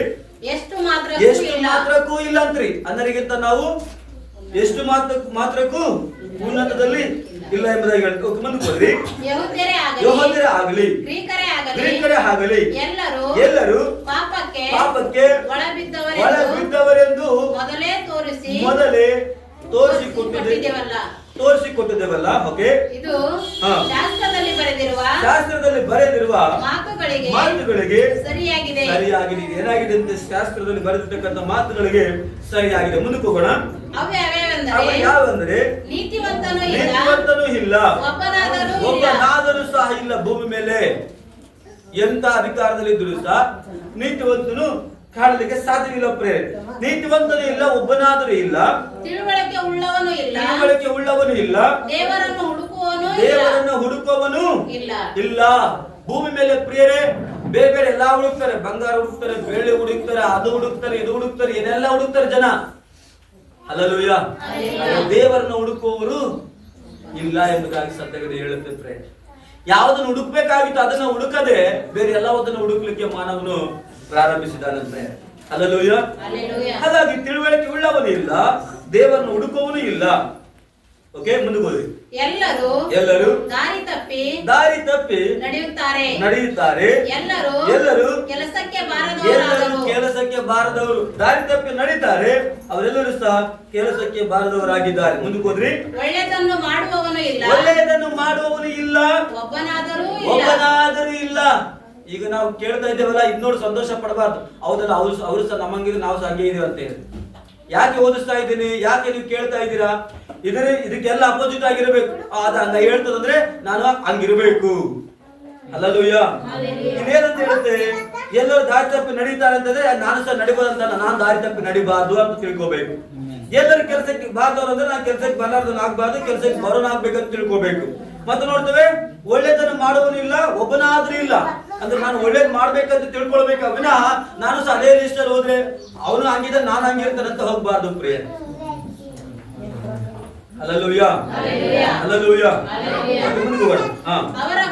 ಅವರ ಗಂಟಲು ತೆರೆದಿರುವ ಸಮಾಧಿ ಆಗಿದೆ. ಏನಾಗಿದೆ ಅಂದ್ರೆ ಅವರ ಗಂಟಲು ತೆರೆದಿರತಕ್ಕಂಥ ಸಮಾಧಿ. ತೆರೆದಿರುವ ಸಮಾಧಿ ಏನಾಗಿರುತ್ತೆ? ತೆರೆದಿರ್ತಕ್ಕಂಥ ಸಮಾಧಿ ಏನದು? ಅಲ್ಲಿ ಹೋದ್ರೆ ಯಾರನ್ನು ಸಹ ತಗೊಳ್ತದ ಸಮಾಧಿ. ಯಾರನ್ನ ಇಡ್ರಿ, ನೀವು ಎಣ್ಣನ ಇಡ್ರಿ ಮತ್ತೆ ಬದುಕನ್ನು ಇಡ್ರಿ, ಅಲ್ಲಿ ಅದು ತಗೊಳ್ತದೆ. ಹಾಗೇನೆ ನೋಡಿ, ಈ ಒಂದು ಮಾತು ಇದೇನ್ ಹೇಳ್ತದೆ? ಅವರ ಗಂಟಲು ತೆರೆದಿರುವ ಸಮಾಧಿ ಅಂತ. ಇದೇನು ಗಂಟಲು ಅಂತ ಹೇಳಿದ್ರೆ ಏನು? ಕೆಲವರು ಬೈತಾ ಇರ್ತಾರೆ ಅಂತ ನೀವು ಕೇಳಿರ್ತೀರಿ. ಕೆಲವರು ಬೈಲಿಕ್ಕೆ ಪ್ರಾರಂಭಿಸಿದ್ರೆ ಭಯಂಕರವಾಗಿರ್ತವೆ. ತೆರೆದಿರ್ತಕ್ಕಂಥ ಸಮಾಧಿ ಅಂತ ಇರುತ್ತೆ, ಎಲ್ಲದನ್ನು ಬೈದು ಮುಗಿಸ್ಬಿಡ್ತಾರೆ. ಅವರು ಗಂಟಲಿಂದ ಬರ್ತದ ವಾಯ್ಸ್, ಅವ್ರು ಹೊಲಸಾಗಿರ್ತವ್ರ ಬಾಯಿ. ಆ ಸಮಾಧಿ ಸಹ ಅಷ್ಟೇ. ಏನಾಗ್ತದೆ, ಅಲ್ಲಿ ಹೆಣ ಹೋದ್ಮೇಲೆ ಕೊಳೆತ ಹೋಗುತ್ತದ, ಅಷ್ಟು ಗಲೀಜಾಗಿರ್ತವ್ರ ಬಾಯಿ. ಅವನು ತೆರೆದಿರ್ತಕ್ಕಂಥ ಸಮಾಧಿ ಹೋಲಿಸಿದ್ದಾರೆ ಗಂಟಲನ್ನ. Hallelujah, hallelujah. ಓಕೆ, ಅವರ ಗಂಟಲು ತೆರೆದಿರುವ ಸಮಾಧಿ. ಅವರು ನಾಲಿಗೆಯಿಂದ ವಂಚನೆಯ ಮಾತುಗಳನ್ನು ಹಾಡುತ್ತಾರೆ. ಅರ್ಥ ಆಗ್ತಿದೆನಾ? ಜನ ಅವರು ನಾಲಿಗೆಯಿಂದ ವಂಚನೆಯ ಮಾತುಗಳನ್ನು ಹಾಡುತ್ತಾರೆ. ಅವರ ತುಟಿಗಳ ಹಿಂದೆ ಹಾವಿನ ವಿಷ ಇದೆ. ಹಾವಿನ ವಿಷ. ಅವರ ತುಟಿಗಳ ಹಿಂದೆ ಏನಿದೆ? ಹಾವಿನ ವಿಷ ಇದೆ ಅಂತಾರೆ. ಮಾತುಗಳಿಂದ ಕಚ್ತಾರೆ, ಮಾತುಗಳಿಂದ ಸಾಯಿಸ್ತಾರೆ, ಮಾತುಗಳಿಂದ ನೋವು ಪಡಿಸ್ತಾರೆ, ಮಾತುಗಳಿಂದನೇ ನಾಶ ಮಾಡ್ತಾರೆ ಪ್ರೇಯರ್. Hallelujah, hallelujah. ಹಾಗಾದ್ರೆ ಗಮನಿಸ್ರಿ, ಅವರ ತುಟಿಗಳ ಹಿಂದೆ ಹಾವಿನ ವಿಷವದೆ. ಮುಂದಕ್ಕೆ ಹೋದ್ರಿ. ಅವರ ಬಾಯಿ ಶಾಪದಿಂದಲೂ ಕ್ರೋಧದ ಮಾತುಗಳಿಂದಲೂ ತುಂಬಿಯದೆ. ಅವರ ಬಾಯಿ ಶಾಪದಿಂದ ತುಂಬಿಯದೆ. ಶಾಪದ ಬಾಯಿ ಅದು. ನಾವು ಅನ್ಕೊಳ್ಬಹುದು, ನಾನು ಹೆಚ್ಚಾಗಿ ಬೈದ್ರೆ, ನಾನು ಇನ್ನು ಅವ್ರಿಗಿಂತ ಕೆಟ್ಟದಾಗಿ ಬೈದ್ರೆ ನಾನು ಗ್ರೇಟ್ ಅಂತ ಅನ್ಕೊಳ್ತೀನಿ ನಾವು. ಆದ್ರೆ ಚೆನ್ನಾಗಿ ಅರ್ಥ ಮಾಡ್ಕೋ, ಅದು ಶಾಪದ ಬಾಯಿ. ಅದು ಶಾಪದ ಬಾಯಿ ಆಗಿದೆ. ಅದು ನಿನ್ನ ಬಾಯಲ್ಲಿ ನೀನೇ ಶಾಪವನ್ನು ತಂದಾಕೊಳ್ತಾ ಇದೀಯಾ? Hallelujah, hallelujah, hallelujah, hallelujah. Okay, ಮುಂದಕ್ಕೆ ಹೋಗೋಣ. ಅವರ ಬಾಯಿ ಶಾಪದಿಂದಲೂ ಕ್ರೋಧದ ಮಾತುಗಳಿಂದಲೂ. ಕ್ರೋಧ ಅಂದ್ರೆ ಎಲ್ಲಾ ದ್ವೇಷವನ್ನ ಕಾಕಿ ಬಿಡ್ತಾರೆ ಪ್ರೇರೆ, ಅದಕ್ಕೆ ಕ್ರೋಧ ಅಂತಾರೆ. ಮುಂದಕ್ಕೆ ಹೋದ್ರಿ. ಅವರ ಕಾಲುಗಳು ರಕ್ತವನ್ನು ಸುರಿಸಲು ಆತುರ ಪಡುತ್ತವೆ. ಅವರು ಹೋದ ದಾರಿಗಳಲ್ಲಿ ನಾಶ ಸಂಕಟಗಳು ಉಂಟಾಗುತ್ತವೆ. ನಾಶ ಸಂಕಟಗಳೇ ಉಂಟಾಗುತ್ತವೆ ಅಂತ ನೋಡಿ. ಬೇರೆ ಏನು ಒಳ್ಳೇದಾಗಲ್ಲ ಪ್ರೇರೆ, ನಾಶನಗಳು ಸಂಕಟಗಳು ಉಂಟಾಗುತ್ತೆ. ಮುಂದಕ್ಕೆ ಹೋದ್ರಿ. ಸಮಾಧಾನದ ಮಾರ್ಗವನ್ನೇ ಅರಿಯರು. ಅವರ ಕಣ್ಣೆದುರಿಗೆ ದೇವರ ಭಯವೇ ಇಲ್ಲ ಎಂಬುವುಗಳೇ. ಹಲ್ಲೆಲೂಯಾ. ಏನಾಗಿದ್ರಿ? ಸಮಾಧಾನದ ಮಾರ್ಗವನ್ನೇ ಇಷ್ಟಪಡಲ್ಲ, ಸಮಾಧಾನದ ಮಾರ್ಗವನ್ನೇ ಅರಿಯರು. ಅವರ ಕಣ್ಣೆದುರಿಗೆ ದೇವರ ಭಯವೇ ಇಲ್ಲ ಎಂಬುವುಗಳೇ. ಅವರ ಕಣ್ಣೆದುರಿಗೆ, ಆ ಮನುಷ್ಯರ ಕಣ್ಣೆದುರಿಗೆ ದೇವರ ಭಯವೇ ಇಲ್ಲ. ಹಾಗಾದ್ರೆ ನಾವು ಹಂಗೆ ಜೀವಿಸ್ಬೇಕಾ? ಹಂಗೆ ಯಾವತ್ತಿಗೂ ಜೀವಿಸಬಾರ್ದು. ನಾವು ದೇವರಿಗೆ ಭಯ ಪಡೋರಾಗಿರ್ಬೇಕಾಗಿದೆ. ಯಾಕಂದ್ರೆ ಈಗ ಅದೇ ಹೇಳುತ್ತಿದ್ದಾರೆ, ಅವರ ಕಣ್ಣೆದುರಿಗೆ ದೇವರ ಭಯವೇ ಇಲ್ಲ ಎಂಬುದಾಗಿ. ನಮಗೆ ದೇವರ ಭಯ ಇಲ್ಲ ಅಂತ ಹೇಳಿದ್ರೆ ಸೈತಾನನು ಆಟೋಮೆಟಿಕ್ ಆಗಿ ಒಳಗೆ ಬರ್ತಾನೆ. ನಮಗೆ ದೇವರ ಭಯ ಇಲ್ಲ ಅಂತ ಹೇಳಿದ್ರೆ ಸೈತಾನಿಗೆ ಸಂಬಂಧಪಟ್ಟಿರ್ತಕ್ಕಂಥ ಮಾತುಗಳನ್ನು ನಾವು ಆಡ್ತಾ ಹೋಗ್ತೇವೆ ಪ್ರೇರೆ. ಯಾವಾಗಾದ್ರೂ ನಾನು ದೇವರಿಗೆ ಭಯ ಪಡ್ತನೋ ಅವಾಗ ಮಾತ್ರನೇ ನಾನು ಕೆಟ್ಟದಾಗಿ ಮಾತನಾಡುವುದನ್ನು ತಡಿತೇನೆ, ಅವಾಗ ಮಾತ್ರನೇ ಕೆಟ್ಟ ಜೀವಿತವನ್ನು ಜೀವಿಸಲಿಕ್ಕೆ ನಾನು ತಡಿತೇನೆ ಪ್ರೇಯರ್. ಇಲ್ಲ ಅಂತ ಹೇಳಿದ್ರೆ ನಮಗೆ ದೇವರ ಭಯನೇ ಇಲ್ಲ, ನಮ್ಮ ಕಣ್ಣೆದುರಿಗೆ ದೇವರ ಭಯನೇ ಇಲ್ಲ ಅಂತ ಹೇಳಿದ್ರೆ ನಾವು ಆಡಿದ್ದೇ ಆಟ, ನಾವು ಮಾಡಿದ್ದೇ ಇಲ್ಲ, ನಾವು ಮಾಡಿದ್ದೇ ಸರಿ ಆಗುತ್ತೆ. ಅವಾಗ ಏನಾಗುತ್ತೆ? ನಾವು ಶಾಪಕ್ಕೆ ಒಳಗಾಗ್ತೇವೆ. ಮುಂದಕ್ಕೆ ಹೋದ್ರಿ.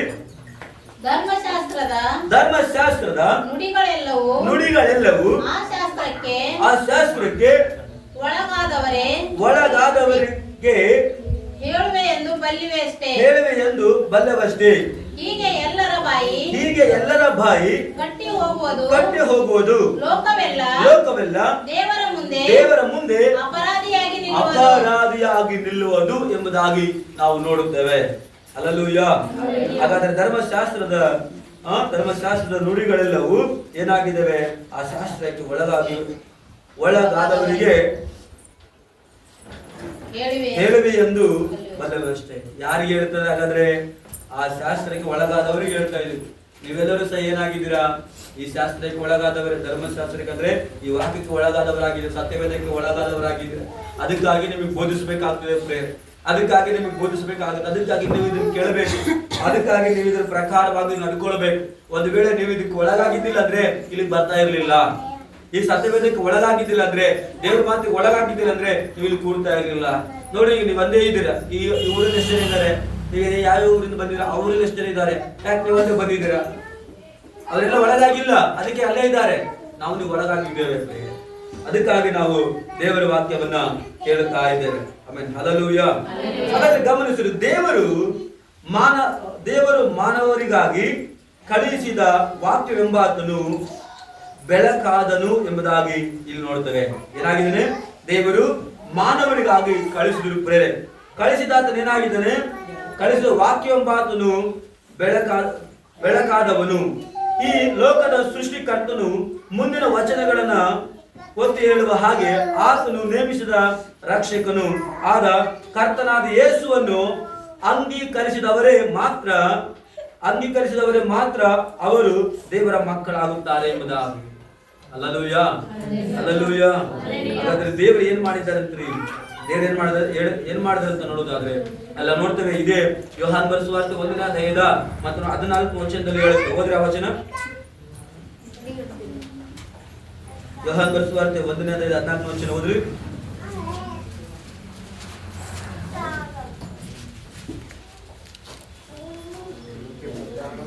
ಆ ವಾಕ್ಯವೆಂಬುವನು ನರಾವತಾರ ಎತ್ತಿ ನಮ್ಮ ಮಧ್ಯದಲ್ಲಿ ವಾಸ ಮಾಡಿದನು. ಹಲ್ಲೆಲೂಯ.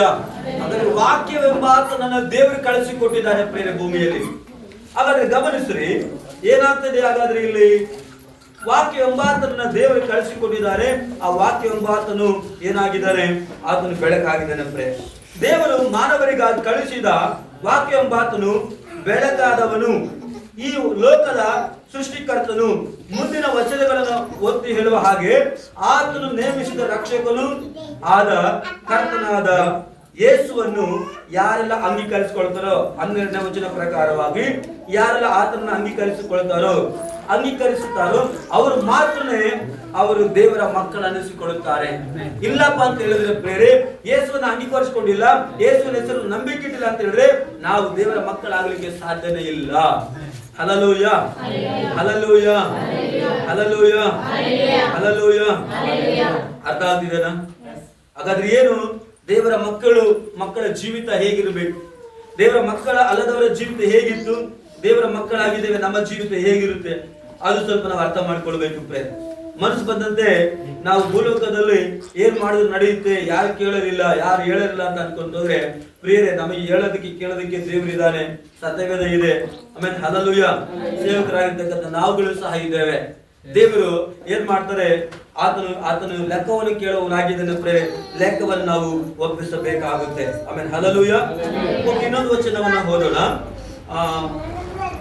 ಮತ್ತಾಯನ ಸುವಾರ್ತೆ 1ನೇ ಅಧ್ಯಾಯ 21ನೇ ವಚನ.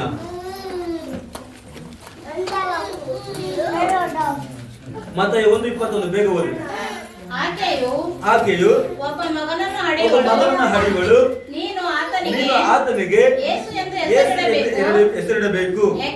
ನೋಡಿ, ಯಾಕೆ ಯೇಸು ಅಂತ ಹೆಸರಿಡಬೇಕಂತ ಹೇಳಿದ್ರೆ, ಆತನೇ ತನ್ನ ಜನರನ್ನು ಅವರ ಪಾಪಗಳನ್ನು ಬಿಡಿಸಿ ಯಾರ್ಯಾರು ಆತನನ್ನು ಅಂಗೀಕರಿಸುತ್ತಾರೋ, ಅಂದ್ರೆ ಆತನ ಹೆಸರನ್ನು ನಂಬಿಕೆ ಇರ್ತಾರೋ ಅವರ ಪಾಪಗಳನ್ನು ಆತನು ಕ್ಷಮಿಸ್ತಾನೆ.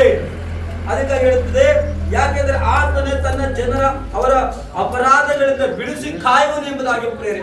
ನೀವೇನು ನಂಬಿಕೆ ಬಂದಿದ್ದೀರಲ್ಲ, ನಿಮಗೆ ಮಾತ್ರ ಏನಿದೆ ಚಾನ್ಸ್ ಇದೆ, ಏನು ಅಪರಾಧಗಳಿಂದ ಬಿಡುಗಡೆ ಆಗುವುದಕ್ಕಾಗಿ. ಹೊರಗಡೆ ಇರ್ತಕ್ಕಂಥ ಜನಗಳಿಗೆ ಅವಕಾಶವೂ ಇಲ್ಲ ಪ್ರಿಯರೇ.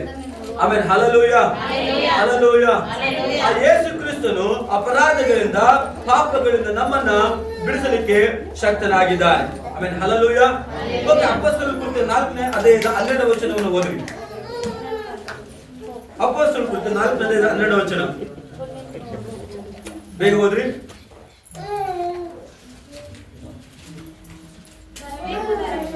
ಬರಬೇಕಾದ ರಕ್ಷಣೆಯು ಇನ್ನಾರಲ್ಲೂ ಸಿಕ್ಕುವುದಿಲ್ಲ. ಆ ಹೆಸರಿನಿಂದಲೇ ಹೊರತು ಆಕಾಶದ ಕೆಳಗೆ ಮನುಷ್ಯರೊಳಗೆ ಕೊಡಲ್ಪಟ್ಟಿರುವ ಬೇರೆ ಯಾವ ಹೆಸರಿನಿಂದಲೂ ನಮಗೆ ರಕ್ಷಣೆ ಆಗುವುದಿಲ್ಲ ಎಂದು ಹೇಳಿದನು. ಯಾಕೆ ಮಾತಾಡೋದು ಯಾಕೆ? ನನ್ನ ಕಡೆ ಮಾತ್ರ ಗಮನ ಇರಬೇಕು, ಯಾಕಡೆ ಗಮನ ಹೋಗ್ಬಾರ್ದು. ಬಾಕಿ ಕಡೆ ಮಾತ್ರ ಗಮನ ಇರಬೇಕು. ನೀವು ಮಾತಾಡ್ಲಿಕ್ಕೆ ನಿಮ್ಮ ಮನೆಗಳಿದಾವೆ, ಮನೆ ಕೂತ್ಕೊಂಡು ಮಾತಾಡ್ಬೋದು, ಯಾವ ಎಷ್ಟು ಬೇಕಾದ್ರು. ಇದು ಚರ್ಚೆ ಇಲ್ಲ, ವಾಕ್ಯ ಕೇಳಲಿಕ್ಕೆ ಮಾತ್ರ ಇರೋದಿಲ್ಲ, ಮಾತಾಡಕ್ಕಲ್ಲ. ಚೆನ್ನಾಗಿ ವಾಕ್ಯ ಕೇಳಬೇಕು. ಓಕೆ, ನೋಡ್ತೇವೆ, ಬರಬೇಕಾದ ರಕ್ಷಣೆಯು ಇನ್ನಾರಲ್ಲೂ ಸಿಕ್ಕುವುದಿಲ್ಲ. ಆ ಹೆಸರಿನಿಂದಲೇ ಹೊರತು ಆಕಾಶದ ಕೆಳಗಡೆ ಮನಸ್ಸಿನೊಳಗಡೆ ಕೊಡಲ್ಪಟ್ಟಿರುವ ಬೇರೆ ಯಾವ ಹೆಸರಿನಿಂದಲೂ ನಮಗೆ ರಕ್ಷಣೆ ಆಗುವುದಿಲ್ಲ ಎಂದು ಹೇಳಿದನು. ಅರ್ಥ ಆಗುದಿಲ್ಲ? ಆಕಾಶದ ಕೆಳಗಡೆ ಮತ್ತೆ ನೋಡುವಾಗ ಎಷ್ಟೋ ದೇವರುಗಳೆಂಬುದಾಗಿ ಹೆಸರು ಇದಾವಲ್ಲ, ಅವು ಯಾವ ಹೆಸರಲ್ಲಿ ರಕ್ಷಣೆ ಇಲ್ಲ ಎಂಬುದಾಗಿ ಸತ್ಯವೇದ ಹೇಳುತ್ತೆ. ಆದ್ರೆ ಒಂದೇ ಒಂದು ಹೆಸರಿನಲ್ಲಿ ರಕ್ಷಣೆ, ಅದು ಯೇಸು ಕ್ರಿಸ್ತನು ಎಂಬುದಾಗಿ ಪ್ರೇಯರ್. Hallelujah, hallelujah. ಮನುಷ್ಯನಿಗೆ ಬರಬೇಕಾಗಿರ್ತಕ್ಕಂಥ ರಕ್ಷಣೆ ಅದು ಎಲ್ಲಿ ಸಿಗುತ್ತೆ ಅಂತ ನೋಡಿದ್ರೆ ಅದು ಯೇಸುವಿನ ಹೆಸರಿನಲ್ಲಿ ಮಾತ್ರನೇ ಅದು ಸಿಗುವಂತದ್ದು ಆಗಿದೆ. ಆಮೇಲೆ ಹಲ್ಲೆಲೂಯಾ, ಹಲ್ಲೆಲೂಯಾ. ಗಮನಿಸ್ರಿ, ಆತನನ್ನು ಅಂಗೀಕರಿಸುವುದೆಂದರೆ ಆತನನ್ನ ನಂಬುವುದಾಗಿದೆ. ಆತನನ್ನ ಅಂಗೀಕಾರ ಮಾಡುವುದಂತಂದ್ರೆ ಏನು? ಆತನನ್ನ ನಂಬುವುದಾಗಿದೆ. ನಂಬಿಕೆಯ ಪದವು ಈ ಸುವಾರ್ತೆಯ ಒಂದು ಮುಖ್ಯವಾದ ಪದವಾಗಿದೆ. ಈ ನಂಬಿಕೆ ಅನ್ನುವಂತಹ ಪದದಲ್ಲಿ ಸುವಾರ್ತೆಯಿಂದ ಬಂದಿರತಕ್ಕಂಥ ಪದ ಇದು ನಂಬಿಕೆ ಪ್ರೇರೆ. ಹಾಗಾಗಿ ಈ ಸುವಾರ್ತೆಯು ಒಂದು ಮುಖ್ಯವಾದ ಪದವಾಗಿದೆ ಎಂಬುದಾಗಿ ನಾವು ನೋಡುತ್ತೇವೆ ಪ್ರೇರೆ. ಹಾಗಾಗಿ ಇಡೀ ಸತ್ಯವೇದದಲ್ಲಿ ಇದ್ದ ಹಾಗೆ ಈ ಪದವನ್ನು ಸುಮಾರು 100 ಸಾರಿ ವಿವಿಧ ಕ್ರಿಯಾಪದದ ಕಾಲಗಳಲ್ಲಿ ಸತ್ಯವೇದದ ಎಲ್ಲಾ ಪುಸ್ತಕಗಳಿಗಿಂತಲೂ ಇಲ್ಲಿ ಉಪಯೋಗಿಸಲ್ಪಟ್ಟಿದೆ ಎಂಬುದಾಗಿ ನಾವು ನೋಡ್ತೇವೆ. ಹಲ್ಲೆಲೂಯಾ. ನಂಬಿಕೆ ಅನ್ನುವಂತ ಪದ 100 ಸಾರಿ ಸತ್ಯವೇದದಲ್ಲಿ ಉಪಯೋಗ ಆಗಿದೆ ಎಂಬುದಾಗಿ ಇಲ್ಲಿ ಗಮನಿಸ್ತೇವೆ. ಹಾಗಾದ್ರೆ ನಾವು ನಂಬಿಕೆಯಿಂದ ಆತನನ್ನ ಅಂಗೀಕರಿಸುತ್ತೇವೆ ಮತ್ತು ನಂಬಿಕೆಯಿಂದ ಆತನ ಮಕ್ಕಳಾಗುತ್ತೇವೆ. ಹಲ್ಲೆಲೂಯಾ. ಏನಾಗ್ತಿದ್ದೇವೆ? ನಂಬಿಕೆಯಿಂದ ನಾವು ಆತನನ್ನ ಅಂಗೀಕಾರ ಮಾಡಿಕೊಳ್ತಿದ್ದೇವೆ, ನಂಬಿಕೆಯಿಂದ ನಾವು ಆತನ ಮಕ್ಕಳಾಗುತ್ತೇವೆ. ಆಮೇಲೆ ಹಲ್ಲೆಲೂಯಾ, ಹಲ್ಲೆಲೂಯಾ. ಎಲ್ಲವೂ ಸಹ ನಂಬಿಕೆಯಿಂದಲೇ ಇದೆಲ್ಲವೂ ಸಹ ನಡೆಯುವಂತದ್ದಾಗಿದೆ. ನಾವು ನಂಬಿಲ್ಲ ಅಂತ ಹೇಳಿದ್ರೆ ಯಾವುದೂ ಸಹ ನಾವು ಆಗಲ್ಲ ಪ್ರೇರೆ. ದೇವ್ರ ಮಕ್ಕಳಾಗಲ್ಲ, ನಮ್ಮ ಜೀವಿತದಲ್ಲಿ ಅದ್ಭುತ ಕಾರ್ಯಗಳಾಗಲ್ಲ, ಏನು ಸಹ ಆಗುವುದೇ ಇಲ್ಲ ಪ್ರೇರೆ. ಆಮೇಲೆ ಹಲ್ಲೆಲೂಯಾ. ಓಕೆ, ಅದೇ ಯೋಹಾನ ಬರೆದ ಸುವಾರ್ತೆ 3ನೇ ಅಧ್ಯಾಯದ 15 ಮತ್ತು 16 ವಚನ ಓದೋಣ. ಓದ್ರಿ ಬೇಗ.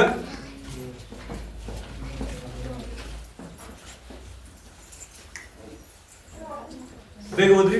ಹಾಗೆ ಮನುಷ್ಯ ಕುಮಾರನು ತನ್ನನ್ನು ನಂಬುವವರೆಲ್ಲರೂ ನಿತ್ಯ ಜೀವವನ್ನು ಪಡೆಯಬೇಕೆಂದು ಎತ್ತರದಲ್ಲಿಡಪಡಬೇಕು ಎಂಬುದಾಗಿ. ಆಮೇಲೆ ಹಲ್ಲೆಲೂಯಾ. ಏನಂದ್ರೆ ಮನುಷ್ಯ ಕುಮಾರನು ತನ್ನನ್ನು ನಂಬುವವರೆಲ್ಲರೂ ನಿತ್ಯ ಜೀವವನ್ನು ಹೊಂದಿಕೊಳ್ಳಬೇಕಂತ ಹೇಳಿ ಮತ್ತು ನೋಡುವಾಗ ಆತನನ್ನ ಯೇಸು ಕ್ರಿಸ್ತನನ್ನ ದೇವರು ಮೇಲಕ್ಕೆ ಇಟ್ಟಿದ್ದಾರೆ. ಆಮೇಲೆ ಹಲ್ಲೆಲೂಯಾ. ಎತ್ತರದಲ್ಲಿ ಆತನನ್ನ ಇಟ್ಟಿದ್ದಾರೆ. ಹಾಗಾಗಿ ಮುಂದಕ್ಕೆ ಹೋದ್ರಿ. ದೇವರು ಲೋಕದ ಮೇಲೆ ಎಷ್ಟೋ ಪ್ರೀತಿಯನ್ನಿಟ್ಟು ತನ್ನ ಒಬ್ಬನೇ ಒಬ್ಬ ಮಗನನ್ನು ಕೊಟ್ಟನು. ಆತನನ್ನು ನಂಬುವ ಒಬ್ಬನಾದರೂ ನಾಶವಾಗುವುದೇ ಇಲ್ಲ. ಹಲ್ಲೆಲೂಯಾ. ಯಾರು ಯೇಸು ಕ್ರಿಸ್ತನ ನಂಬುತ್ತಾರೋ ಒಬ್ಬರು ಸಹ ನಾಶವಾಗಲ್ಲ ಅಂತ್ರಿ. ಹಲ್ಲೆಲೂಯಾ. ಹಾಗಾದ್ರೆ ಏನಾಗ್ತಾರೆ? ಮುಂದಕ್ಕೆ ಹೋದ್ರಿ. ಎಲ್ಲರೂ ನಿತ್ಯ ಜೀವವನ್ನು, ಎಲ್ಲರೂ ಅಂದ್ರೆ ನಂಬಿದಂತ ಯೇಸು ಕ್ರಿಸ್ತನ ಅಂಗೀಕಾರ ಮಾಡಿದಂತ ಯೇಸು ಕ್ರಿಸ್ತನ ನಂಬಿದಂತ ಯೇಸು ಕ್ರಿಸ್ತನ ನಂಬಿ ದೇವರ ಮಕ್ಕಳಾಗಿರ್ತಕ್ಕಂಥ ಎಲ್ಲರೂ ನಿತ್ಯ ಜೀವವನ್ನು ಪಡೆಯಬೇಕೆಂದು ಯೇಸುವನ್ನ ಕೊಟ್ಟಿದ್ದಾರೆ. ಸುಮ್ಮನೆ ಕೊಡ್ಲಿಲ್ಲ. ಹಲ್ಲೆಲೂಯಾ. ನೀನ್ ಯಾವ್ದೋ ಒಂದು ಕಾರಣದಿಂದ ಬಂದಿರಬಹುದು, ಇಲ್ಲಿ ಏನೋ ಆರಾಮಿಲ್ಲ ಅಂತ ಸಭೆಗೆ ಬಂದಿರಬಹುದು, ಯಾರಿಗೋ ಮತ್ತೆ ಏನೆಲ್ಲ ಮಾಟ ಮಂತ್ರ ಇದೆ ಅಥವಾ ದೇವ ಇದೆ ಅಥವಾ ಇನ್ನೊಂದು ಏನೋ ಸಮಸ್ಯೆ ಇದೆ ಅಂತ ಬಂದಿರಬಹುದು. ಆದ್ರೆ ಅದು ದೇವರ ಬಳಿಗೆ ಬರ್ಲಿಕ್ಕೆ ಒಂದು ಕಾರಣ ಅಷ್ಟೇ. ಆದ್ರೆ ದೇವರು ನಿನ್ನ ಕರೆದುಕೊಂಡು ಬಂದಿರತಕ್ಕಂಥ ಉದ್ದೇಶ ಏನು ಗೊತ್ತಾ? ಲೋಕದಲ್ಲಿ ನೀನು ದೇವರು ತಿಳ್ಕೊಳ್ಳದೆ ನಾಶವಾಗಬಾರದು, ತಿಳ್ಕೊಳ್ಳದೆ ಇದ್ದು ನೀನ್ ನರಕಕ್ಕೆ ಹೋಗಬಾರ್ದು ಅಂತ ಹೇಳಿ ದೇವರು ನಿಮ್ಮನ್ನ ಸಭೆಗೆ ನಡೆಸಿದ್ದಾರೆ. Hallelujah, hallelujah. ಇಲ್ಲಿ ಒಬ್ಬೊಬ್ಬನ ನಾವು ಎಬ್ಬಿಸುವುದಾದ್ರೆ ಒಂದೊಂದು ಸಾಕ್ಷಿಗಳು ಹೇಳ್ತಾರೆ. ಅವರದೇ ಆಗಿರ್ತಕ್ಕಂಥ ಜೀವಿತದಲ್ಲಿ ಕೆಲವೊಂದು ಅವ್ರದೇ ಆಗಿರ್ತಕ್ಕಂಥ ಕಥೆಗಳಿರ್ತವೆ ದೇವ್ರ ಬಳಿಗೆ ಬರ್ಬೇಕಂತ ಹೇಳಿದ್ರೆ. ಹಾಗಾದ್ರೆ ಆ ಕಥೆಗಳಿಂದ ದೇವ್ರ ಬಳಿಗೆ ಬಂದಿದೆಯಾ ಅಂತ ಹೇಳಿದ್ರೆ ಅದೊಂದು ನೆಪ ಮಾತ್ರ. ಅದು ನಿನ್ನನ್ನು ದೇವರು ನಾಶನದಿಂದ ತಪ್ಪಿಸುವುದಕ್ಕಾಗಿ ಆತನು ಕರೆದಿದ್ದಾನೆ. Hallelujah, hallelujah. ಶಿವದಾಸ್ ಯಾಕ ನೋಡ್ತಿದೀಯಾ?